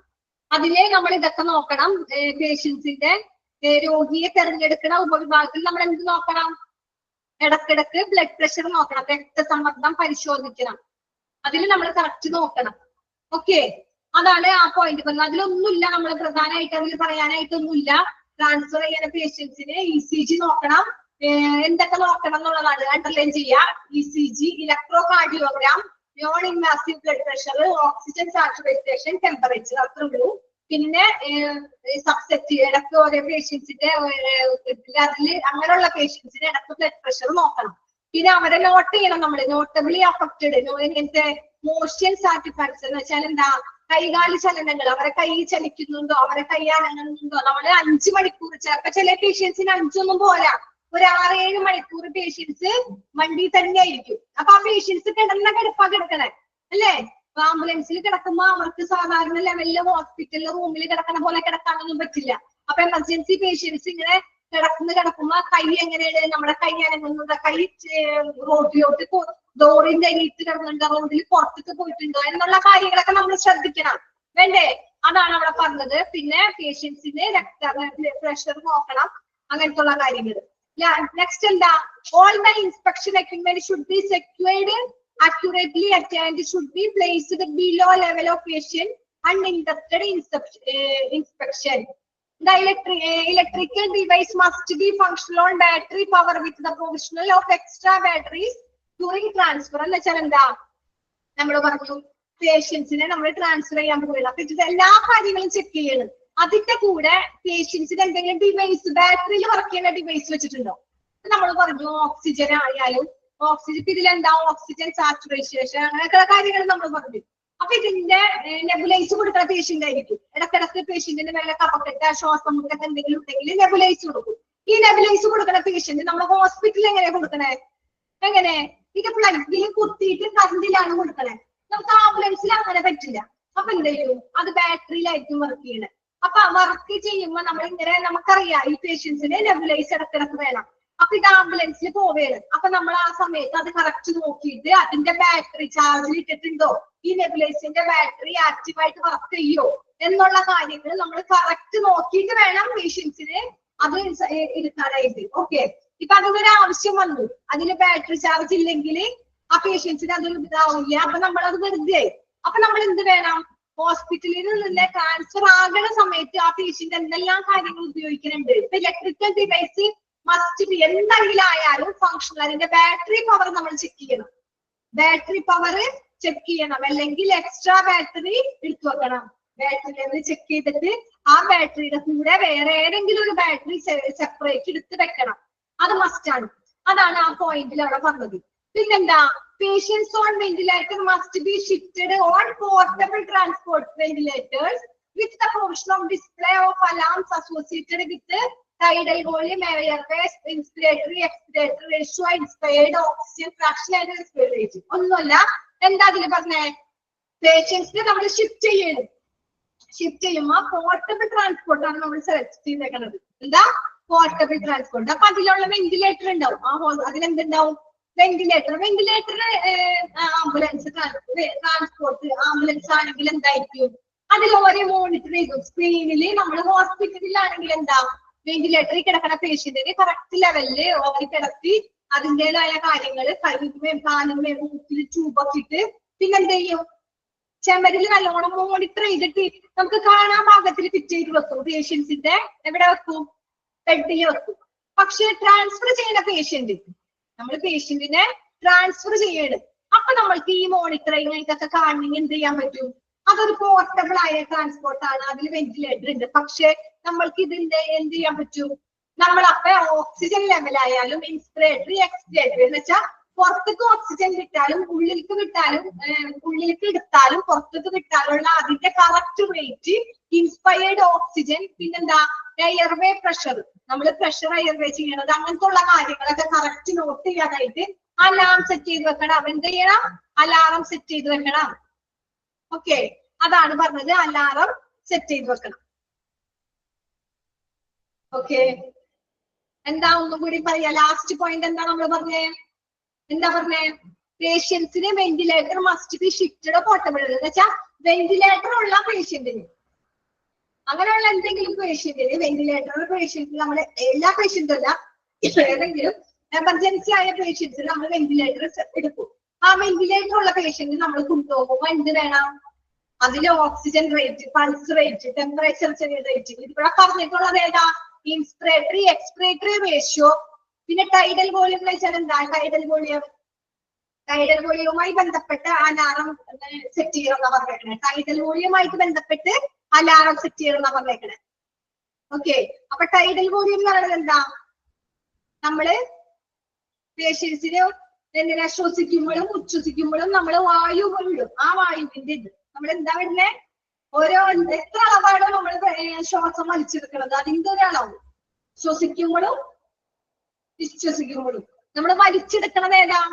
ഓക്സിജൻ. പുറത്തേക്ക് വിടുന്നത് കാർബൺ ഡൈ ഓക്സൈഡ്. അപ്പൊ ഓരോ ഇതിലും നമ്മൾ എത്ര ഓക്സിജൻ വലിച്ചെടുത്തു, എത്ര കാർബൺ ഡൈ ഓക്സൈഡ് പുറത്തെടുത്തു, അങ്ങനെയുള്ള ആ വായുവിന്റെ അളവാണ് എന്ത്? ടൈഡൽ വോളിയം എന്ന് പറയുന്നത്. ഓക്കെ, അപ്പൊ അങ്ങനത്തെ കാര്യങ്ങൾ അതിൽ നമ്മൾ അലാം സെറ്റ് ചെയ്ത് വെക്കാം. കറക്റ്റ് നമുക്ക് അറിയാൻ പറ്റും.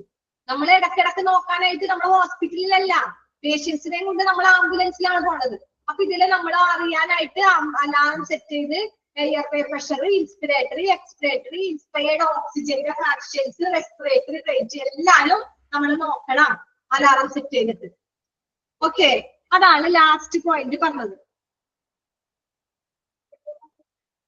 ഓക്കെ, പിന്നെന്താ? അപ്പൊ നമ്മുടെ ആ പോയിന്റ് മൊത്തം തീർന്നു അല്ലേ? എത്ര എണ്ണം തീർന്നു? എക്യുപ്മെന്റ്, ഡ്രഗ് ആൻഡ് മോണിറ്ററിങ്, അത് തീർന്നു. ഇനി അതിൽ ക്വസ്റ്റ്യൻസ് വരാൻ സാധ്യതയുള്ളത് ഏതാ? ക്വസ്റ്റ്യൻസ് വരാൻ സാധ്യതയുള്ളത് അതില് നമ്മള് 1, 2, 3 ലെവലില് അത് നോക്കാം. ക്രിട്ടിക്കൽ കെയറിന് കമ്പൽസറി ട്രാൻസ്ഫർ പേഷ്യന്റ് ആവശ്യമെന്ന് പറഞ്ഞില്ലേ, അതില് അണ്ടർലൈൻ ചെയ്യാം. The transfer ambulance should be prepared with all drugs and devices needed for airway operation, oxygenation, ventilation, hemodynamic monitoring and resuscitation. അവിടെ നിന്ന് അടയാളപ്പെടുത്താം. The transfer ambulance should be prepared. ഇതെല്ലാം കാര്യത്തിൽ നമ്മൾ തയ്യാറെടുക്കണം. റിസസിറ്റേഷൻ വരെയും അടയാളപ്പെടുത്താം.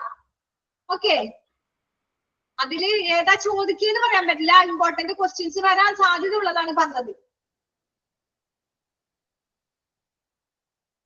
പിന്നെന്താ?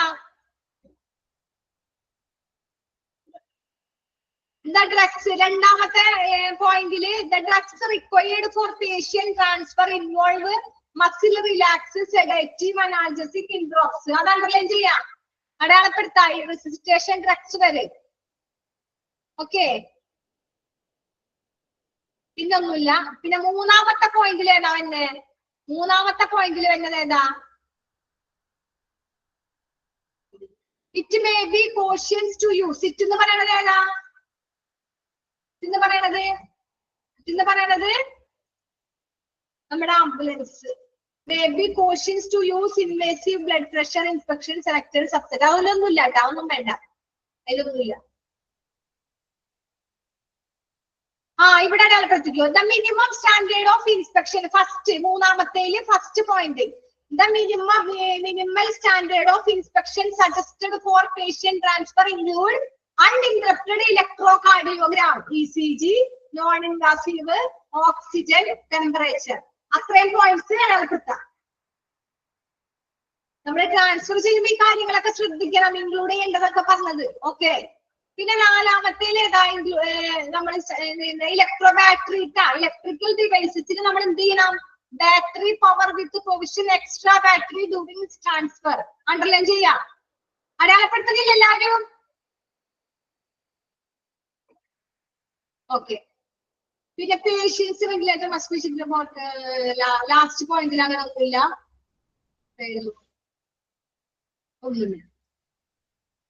ഓക്കെ, ഇനി നമ്മൾ അത്രേ ഉള്ളൂ അതിൽ പഠിക്കാൻ. ഒന്നുമില്ല, വെറുതെ വായിച്ചു വിട്ടാൽ മതി. ക്വസ്റ്റ്യൻസ് ഞാൻ പറഞ്ഞുള്ളൂ, വരാൻ സാധ്യത ഇല്ല. ഓക്കെ, ഇമ്പോർട്ടന്റ് ഉണ്ടെന്ന് ഞാൻ നിങ്ങൾ വായിക്കാൻ വേണ്ടി പറഞ്ഞുള്ളൂ. അതിന് വരാൻ സാധ്യതയില്ല. എങ്ങാനും അബദ്ധവശാലും എങ്ങാനും അതിൽ നിന്ന് ക്വസ്റ്റ്യൻസ് വന്നാലോ, അങ്ങനെയുള്ള സാഹചര്യത്തിൽ വരാൻ സാധ്യതയുള്ള ക്വസ്റ്റ്യൻസ് ആണ് പറഞ്ഞത്. ഇനി സ്പെഷ്യൽ കൺസിഡറേഷൻ നോക്കാം. എന്താ special consideration? If the patient requires an ambulance to take him another facility. ഇവിടെ പേഷ്യൻസിന് എന്ത് വേണം? പേഷ്യൻസിന് ആവശ്യം ആംബുലൻസ് വേണം. അപ്പൊ വേറൊരു ഫെസിലിറ്റിയിലോട്ട് പേഷ്യൻസിന് ആംബുലൻസ് വേണം. മേക്ക് അറേഞ്ച്മെന്റ്, അതിന്റെ കാര്യങ്ങളൊക്കെ അറേഞ്ച്മെന്റ് ചെയ്തു. For transportation with social service administration. അപ്പൊ അതിന് make sure the necessary equipment gathered to provide care course of transport. ഒരു രോഗിക്ക്, ഒരു പേഷ്യന്റിന് ആംബുലൻസ് ആവശ്യമുണ്ടെങ്കിൽ നമ്മൾ എന്ത് ചെയ്യും? അവരെ കൊണ്ടുപോകാനായിട്ട് നമ്മൾ ആംബുലൻസ് അറേഞ്ച് ചെയ്യും. പക്ഷെ ആ ഹോസ്പിറ്റലിൽ ആംബുലൻസ് ഇല്ല. ആ ഹോസ്പിറ്റലില് ഒരു ആംബുലൻസ് ഉണ്ടായിരുന്നു, അത് വേറെ പേഷ്യന്റ് കൊണ്ടുപോയി. അവർക്ക് വേണ്ട ആംബുലൻസ് ഏതാ? വെന്റിലേറ്റർ, എല്ലാ ഫെസിലിറ്റീസും ഉള്ള ആംബുലൻസ് വേണം. വെന്റിലേഷനുള്ള എല്ലാ ഫെസിലിറ്റീസും ഉള്ള ആംബുലൻസ് വേണം. പക്ഷെ അങ്ങനെയുള്ള ആംബുലൻസ് അവരെന്ത് ചെയ്തു? ഒരു പേഷ്യന്റിനെ കൊണ്ടുപോയി. അപ്പൊ എന്ത് ചെയ്യൂ? നമ്മൾ വേറെ ആംബുലൻസ് അവർക്ക് അറേഞ്ച് ചെയ്ത് കൊടുക്കണം. എന്നിട്ട് എന്ത് ചെയ്യണം? വേറെ ആംബുലൻസ് അറേഞ്ച് ചെയ്ത് കൊടുക്കുമ്പോൾ നമ്മൾ ഈ മുകളിൽ പറഞ്ഞ എല്ലാ കാര്യങ്ങളും, ആംബുലൻസിൽ നമ്മൾ മോണിറ്ററിങ് കാണണം, അലാം സെറ്റ് ചെയ്യണം, ബാറ്ററി വേണം, സിറിഞ്ചിൽ മരുന്ന് ഫില്ല് ചെയ്ത് വെക്കണം, അങ്ങനെ നമ്മൾ എല്ലാ കാര്യങ്ങളും പറഞ്ഞു. അതെല്ലാ കാര്യങ്ങളും നമ്മൾ വേറെ ആംബുലൻസ് റെഡിയാക്കി വെച്ചപ്പോ അതിലുണ്ടോ എന്ന് നമ്മൾ ചെക്ക് ചെയ്തിട്ട് വേണം, ഉപകരണങ്ങൾ ഉണ്ടോന്നുള്ളത് നമ്മൾ ഉറപ്പ് വരുത്തണം. ഓക്കെ, നമ്മൾ മറ്റൊരു ആംബുലൻസ് വിളിച്ചു, സാമൂഹ്യ മേഖല അഡ്മിനിസ്ട്രേറ്ററുമായി ചേർന്ന് നമ്മൾ അവർക്ക് വേണ്ടി വേറൊരു ആംബുലൻസ് വിളിച്ചു, റെഡിയാക്കി കഴിഞ്ഞാൽ അവർക്ക് ട്രാൻസ്ഫർ ചെയ്യുന്ന സമയത്ത് അവർക്ക് കെയർ ചെയ്യാൻ, പരിചരണത്തിന് വേണ്ട എല്ലാ കാര്യങ്ങളും ആ ആംബുലൻസിൽ ഉണ്ടോ എന്നുള്ളത് നമ്മൾ ചെക്ക് ചെയ്യണം. അതാണ് എന്താ സ്പെഷ്യൽ കൺസിഡറേഷനിൽ പറഞ്ഞേക്കണേ. ഓക്കെ, പേഷ്യൻസ് റിക്വയേർഡ്സ് ആംബുലൻസ് ആവശ്യമാണ് to take him another facility. അവർക്ക് എന്താ, അവർക്ക് പോവാൻ വേറൊരു ആംബുലൻസ് ഇല്ല. പക്ഷെ വേറെ ഫെസിലിറ്റിയിൽ നിന്ന് നമ്മൾ ആ ആംബുലൻസ് അറേഞ്ച് ചെയ്താൽ സോഷ്യൽ സർവീസ് അഡ്മിനിസ്ട്രേഷൻ എന്ന് വെച്ചാൽ എന്താ, സാമൂഹ്യ മേഖല അഡ്മിനിസ്ട്രേഷനുമായി ചേർന്നിട്ടാണ് നമ്മൾ എന്ത് ചെയ്തത്, അറേഞ്ച് ചെയ്തത്. എന്താ, വേറൊരു ആംബുലൻസ്. അപ്പൊ നമ്മൾ അത് അറേഞ്ച് ചെയ്ത് കഴിഞ്ഞാൽ മേക്ക് ഷുവർ, നമ്മൾ ഉറപ്പാക്കണം നെസസറി എക്യുപ്മെന്റ്, അതിലുള്ള എല്ലാ എക്യുപ്മെന്റും നമ്മൾ പറഞ്ഞു, കുറെ എക്യുപ്മെന്റിന്റെ കാര്യമൊക്കെ പറഞ്ഞില്ലേ, അതിനുള്ള എല്ലാ എക്യുപ്മെന്റും is gathered to provide care. പേഷ്യന്റിന് കൊടുക്കാനുള്ള എല്ലാ എക്യുപ്മെന്റും അതിലുണ്ടോ എന്ന് നമ്മൾ ഉറപ്പാക്കണം. അതാണ് സ്പെഷ്യൽ കൺസിഡറേഷൻ. ഓക്കെ, ഇനി ഡോക്യുമെന്റേഷന്റെ കുറച്ച് പോയിന്റ്സ് കൊടുത്തിട്ടുണ്ട്. എന്തൊക്കെയാണ് ഡോക്യുമെന്റേഷന്റെ കുറച്ച് പോയിന്റ്സ്? എന്താ, ഒരാൾ വായിക്കോ? നീ വായിച്ച് കൊണ്ടുവരും. ആരൊരാൾ ഒരു പോയിന്റ് വായിക്കാം? ഒരാൾ ഒരു പോയിന്റ് വായിച്ചേ. ആർക്കെങ്കിലും വായിക്കാൻ പറ്റുമോ? കാരുണ്യ. ഓക്കെ ഓക്കെ, കാരുണ്യ ഒന്ന് വായിച്ചേ. എല്ലാത്തിനും റെസ്പോണ്ട് ചെയ്യണത് കാരുണ്യ ഉണ്ട്. എന്ത് ചോദിച്ചാലും കാരുണ്യ റെസ്പോണ്ട് ചെയ്യും. ഓക്കെ, ആ ഡോക്യുമെന്റേഷനിൽ ഒന്ന് പോയിന്റ് വായിച്ചേക്കും. ഈ നേരം വായിച്ചിട്ട് തൊണ്ട.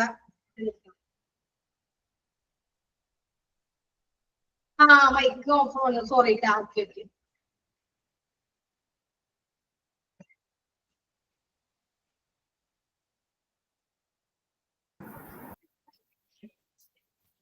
First point, ma'am. The authentication of patient transfer is most significant, but often missed as a part of transfer. Okay, thank you. അത് കഴിഞ്ഞിട്ട് അടുത്ത് ഞാൻ പറയാം. അപ്പൊ ഫസ്റ്റ് എന്താ വായിച്ചത്? The authentication of patient transfer is most significant, but often missed as a part of transfer. Okay okay.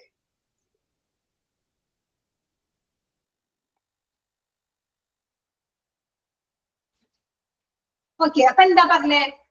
authentication of patient transfer is most significant but often missed as part of transfer. എന്ന് വെച്ചാൽ എന്താ, നമ്മൾ പറഞ്ഞു പേഷ്യന്റിനെ transfer ചെയ്യരുത്.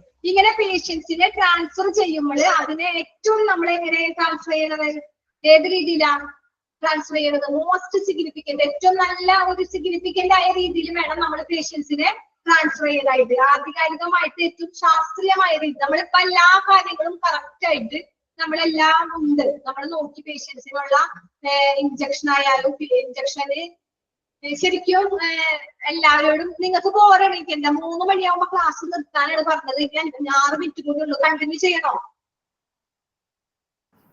കുഴപ്പമില്ല മാം, ഈ portion കൊണ്ട് തീർന്ന പിന്നെ ചാപ്റ്റർ തീർന്നില്ലേ? Okay okay. കാരണം നിങ്ങൾക്ക് അടുപ്പിച്ച് ഇങ്ങനെ എടുക്കുമ്പോ വല്ല ബോറടി ഉണ്ടോന്ന് അറിയാൻ പറ്റില്ല. ഞാൻ രാവിലെ ബാച്ചില് ഫുൾ എടുത്തായിരുന്നു. കുഴപ്പമില്ലല്ലോ. ഓക്കെ, അപ്പൊ ഇതിലെന്താ പറഞ്ഞേ? Okay okay. അപ്പൊ നമ്മള് പേഷ്യന്റിനെ നമ്മള് ട്രാൻസ്ഫർ ചെയ്യുമ്പോൾ നമ്മൾ അതിന്റെ കാര്യങ്ങൾ ആധികാരികമായിട്ട് എപ്പോഴും ശാസ്ത്രീയമായ രീതിയിലാണ് നമ്മൾ പേഷ്യന്റിനെ ട്രാൻസ്ഫർ ചെയ്യണത്. പേഷ്യന്റിനെ ട്രാൻസ്ഫർ മോസ്റ്റ് സിഗ്നിഫിക്കന്റ്. പക്ഷേ often missed as part of transfer. പക്ഷെ എന്താ, നമ്മൾ അതിന്റെ കാര്യങ്ങൾ ശാസ്ത്രീയമായി എല്ലാ കാര്യങ്ങളും കറക്റ്റ് നമ്മൾ പേഷ്യൻസിനെ ട്രാൻസ്ഫർ ചെയ്തു. പക്ഷെ പേഷ്യൻസിനെ ട്രാൻസ്ഫർ ചെയ്യുമ്പോൾ അതിന്റെ ഭാഗം പലപ്പോഴും നമുക്ക് എന്ത് ചെയ്യാൻ പറ്റും, ഓരോ ഭാഗങ്ങൾ നമുക്ക് നഷ്ടപ്പെടും. അതാണ് പറഞ്ഞത് often missed as part of. നമുക്ക് എന്തെങ്കിലും ഒരു ഇപ്പൊ എല്ലാവരും കറക്റ്റ് ആയിട്ട് ട്രാൻസ്ഫർ ചെയ്യുമ്പോൾ നമ്മൾ എന്തെങ്കിലും ഒരു സമയത്ത് അതെടുത്തില്ല, അങ്ങനെ എന്തെങ്കിലും ഒരു മിസ്ഡ് ആവും. നമ്മൾ ശാസ്ത്രീയമായൊക്കെ കറക്റ്റ് ആയിട്ട് റെഡി ആക്കി എല്ലാം വെച്ചു. പക്ഷെ ഏതെങ്കിലും ഒരെണ്ണം മിസ് ആവും. ഓക്കെ, അപ്പൊ അത് നമ്മൾ ശ്രദ്ധിക്കണം. അതാണ് ഇതിൽ പറഞ്ഞത്.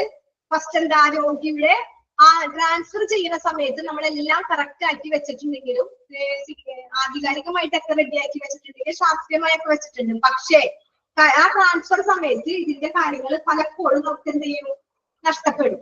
ഓക്കെ, നെക്സ്റ്റ് പോയിന്റ് ആരാ വായിക്കുക? ഇത് സിമ്പിൾ ആയിട്ട് നിങ്ങൾ ഇത് ചെയ്യാം.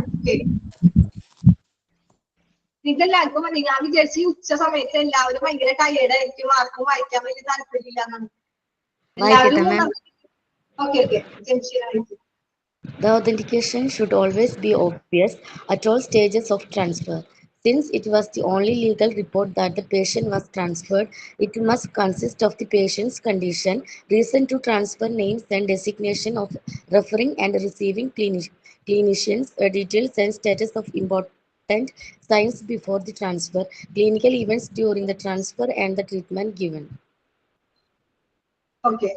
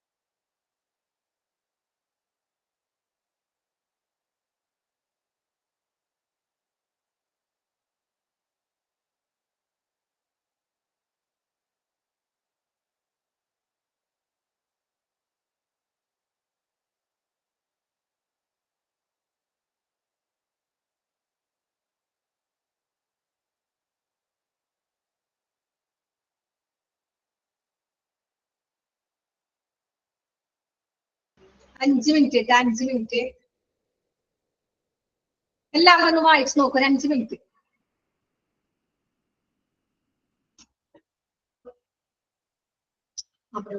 പറഞ്ഞിട്ടുണ്ടായിരുന്നില്ല. ഓക്കെ.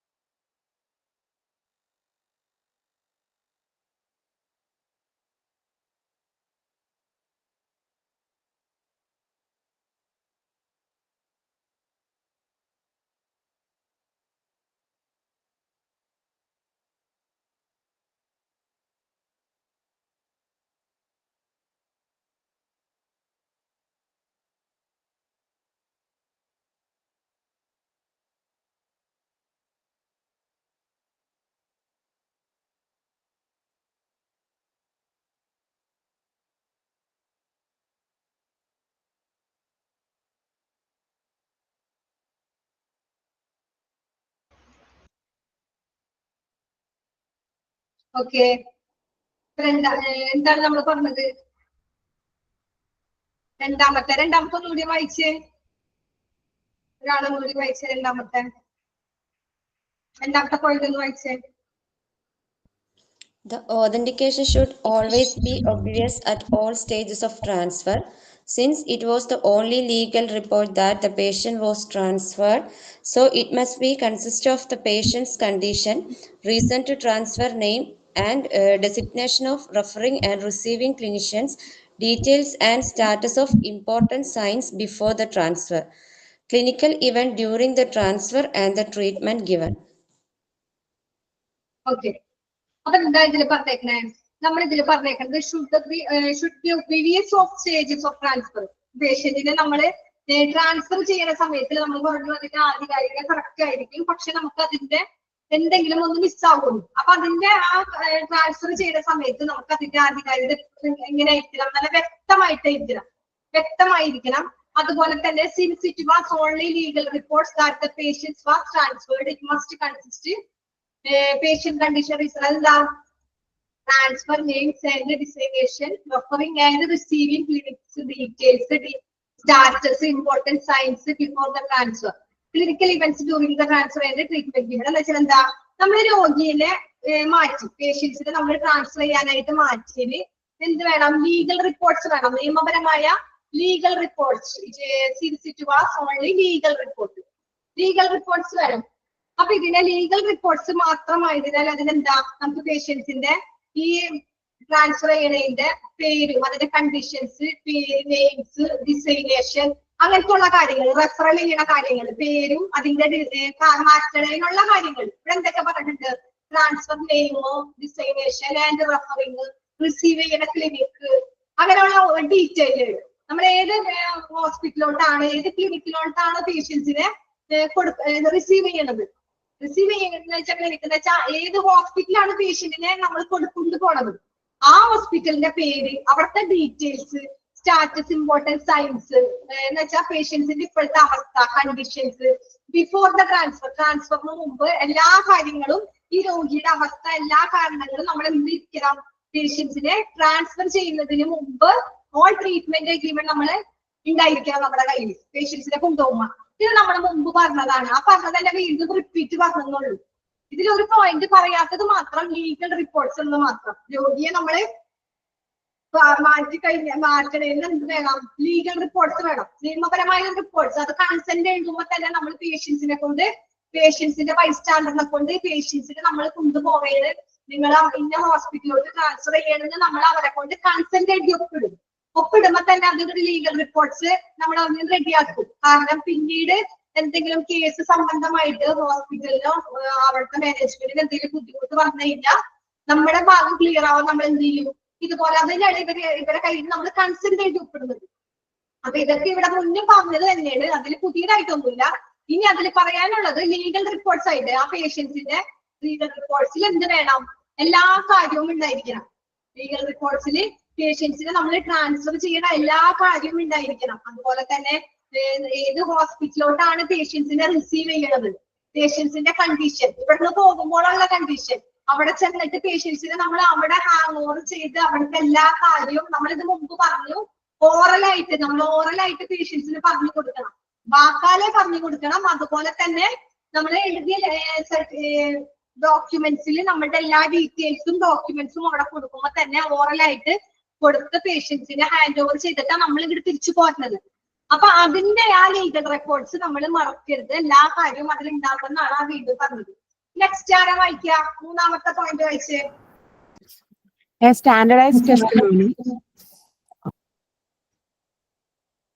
ഓക്കെ അതന്നെ സ്റ്റാൻഡർഡൈസ്ഡ്.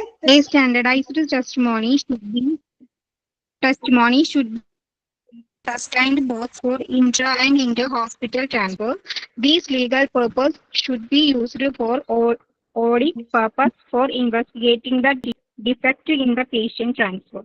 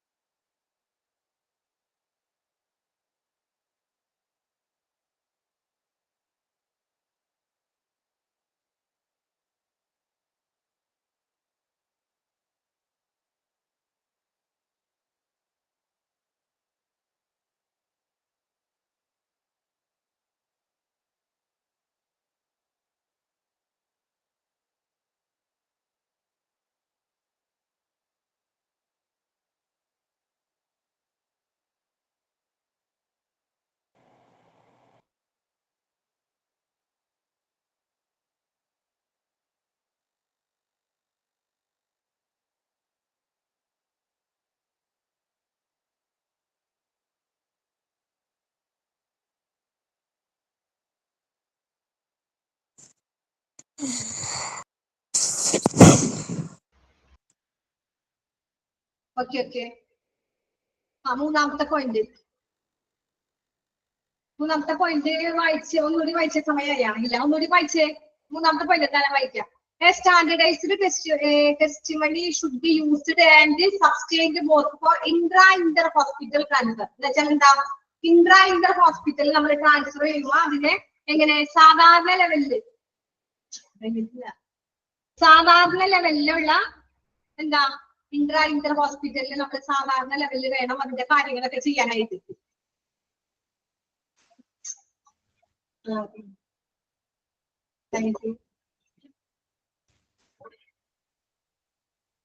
ഇന്റർ ഹോസ്പിറ്റലിലെ ഒരു പേഷ്യന്റിനെ നമ്മൾ ട്രാൻസ്ഫർ ചെയ്യുമ്പോൾ അതിന്റെ കാര്യങ്ങൾ എന്ന് പറയുമ്പോൾ നമ്മൾ പറഞ്ഞു ഫയല് കാര്യങ്ങളൊക്കെ നമ്മൾ മുൻപത്തേൽ പറഞ്ഞു. അതുപോലെ തന്നെ അതിന്റെ സ്റ്റാൻഡേർഡ് ടെസ്റ്റിമണി എന്ന് വെച്ചാൽ എന്താ?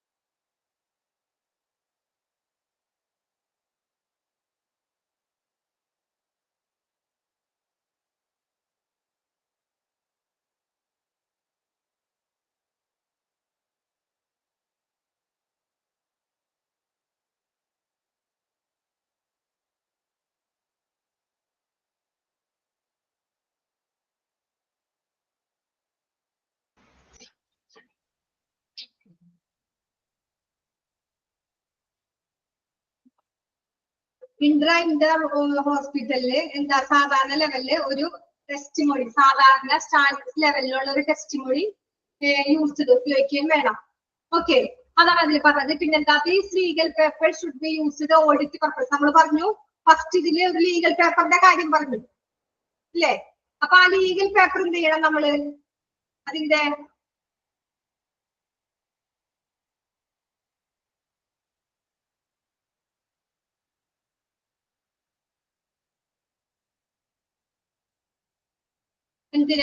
എന്താ പറഞ്ഞേ? Legal standard hospital legal paper should be used ഓഡിറ്റിന്. പിന്നീട് എന്തെങ്കിലും പ്രശ്നം വന്നു കഴിഞ്ഞാൽ ഓഡിറ്റിന് purpose of investigating and defects the patients transfer. പേഷ്യൻസിനെ നമ്മൾ ട്രാൻസ്ഫർ ചെയ്ത് നമ്മൾ മുന്നത്തെ പറഞ്ഞ പോയിന്റ് തന്നെയാണ്. നമ്മൾ പറഞ്ഞു പേപ്പർ എന്തിനാണ് ഒപ്പിടുന്നത്? പേഷ്യൻസിനെ കൊണ്ട് കൺസെന്റ് എഴുതി ഒരു ഒപ്പിടിപ്പിക്കും, ലീഗൽ പേപ്പർ ആക്കും. അപ്പൊ പിന്നീട് കേസ് വന്നു കഴിഞ്ഞാൽ ഓഡിറ്റ് ഉണ്ടാവും, അന്വേഷണം ഉണ്ടാവും. ആ അന്വേഷണം ഉണ്ടാവുമ്പോൾ നമുക്ക് എന്താ ഈ paper investigation and defects the patient transfer, പേഷ്യൻസിനെ ട്രാൻസ്ഫർ ചെയ്തതിന്റെ അപാകത അന്വേഷിക്കാനായിട്ട് നമുക്ക് നിയമപരമായ ഈ പേപ്പറുകൾ ഓഡിറ്റിനായിട്ട് ആവശ്യം വരും. അതാ പറഞ്ഞത്. ആ പറഞ്ഞത് അതിനെ പിന്നെയും പറയുന്നുള്ളൂ, അത് വേറെ തരത്തിലാ പറഞ്ഞത്. അപ്പൊ സ്റ്റാൻഡേർഡൈസ്ഡ് ഓരോരുത്തർക്ക് പോവുകയാണ്, ലെഫ്റ്റ് ആയി പോവുകയാണ്, ഇതൊക്കെ ഒന്ന് വരുള്ളൂ. സ്റ്റാൻഡേർഡൈസ്ഡ് ടെസ്റ്റിമണി പേപ്പറും ഷുഡ് ബി യൂസ്ഡ്, നമ്മൾ അത് ഉപയോഗിക്കണം. അതുപോലെ തന്നെ ഇന്റർ ഹോസ്പിറ്റലിൽ ട്രാൻസ്ഫർ ചെയ്യുമ്പോൾ പിന്നെ ഈ ലീഗൽ പേപ്പർ നമ്മൾ എന്തിനാ സൂക്ഷിച്ചു വെക്കണേ? അത് എന്തിനാ നമ്മൾ യൂസ് ചെയ്യണേ? ഓഡിറ്റ് ചെയ്യാൻ, ഇൻവെസ്റ്റിഗേഷൻ, പേഷ്യൻസിന് പിന്നീട് എന്തെങ്കിലും അപാകത ഉണ്ടെങ്കിൽ അത് നിയമപരം അത് അന്വേഷിക്കാൻ വേണ്ടിയിട്ടാണ് നമ്മൾ ഈ പേപ്പർ ഇത് എടുത്തോളാണ്. പിന്നെന്താ? there should be an official, അതാണ് ഒരാൾ വായിച്ചേ. There should be an official handing over at the receiving facility between the transferring team and the receiving team, who includes the doctors and nurses.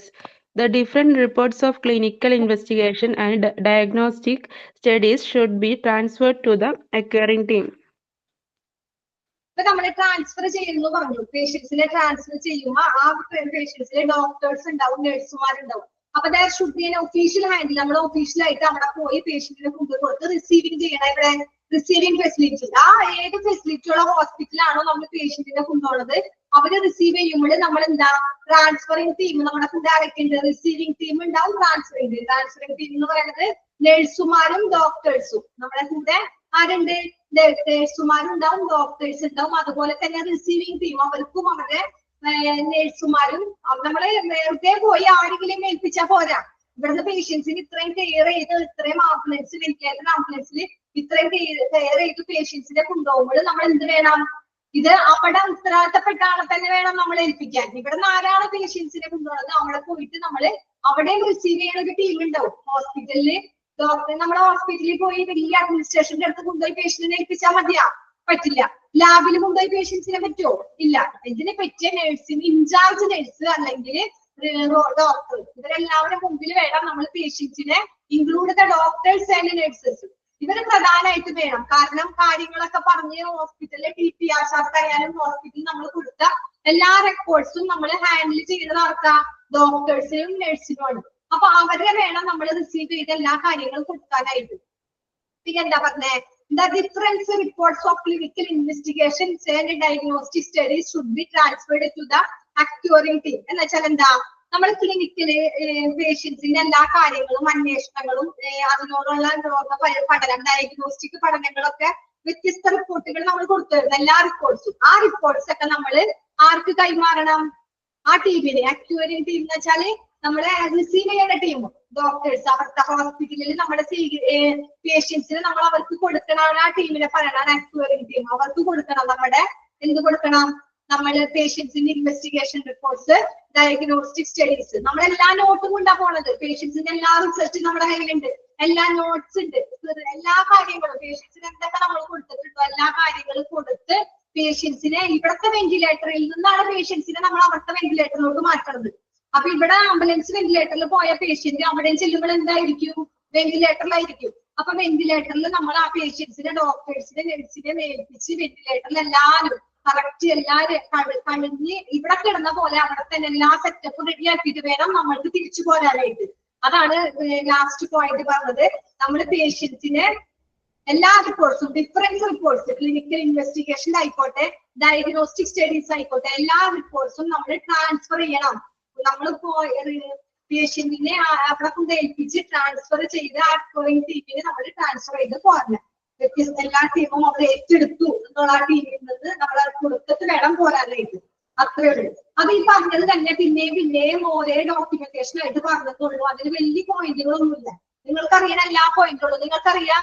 Inter ഹോസ്പിറ്റലിൽ നമ്മളൊരു ഹോസ്പിറ്റലിൽ പേഷ്യൻസിനെ transfer ചെയ്യുമ്പോൾ എല്ലാ reports കൊണ്ടുപോകും. അത് ലീഗലായിട്ട് കൺസെന്റ് ആയിട്ടൊക്കെ സൈൻ ചെയ്യുന്നു നമ്മളെല്ലാവരും പഠിച്ചതാ. അപ്പൊ അത് തന്നെ പിന്നെയും പറഞ്ഞതുള്ളൂ. അതിൽ വേറെ പുതിയതായിട്ടൊന്നുമില്ല.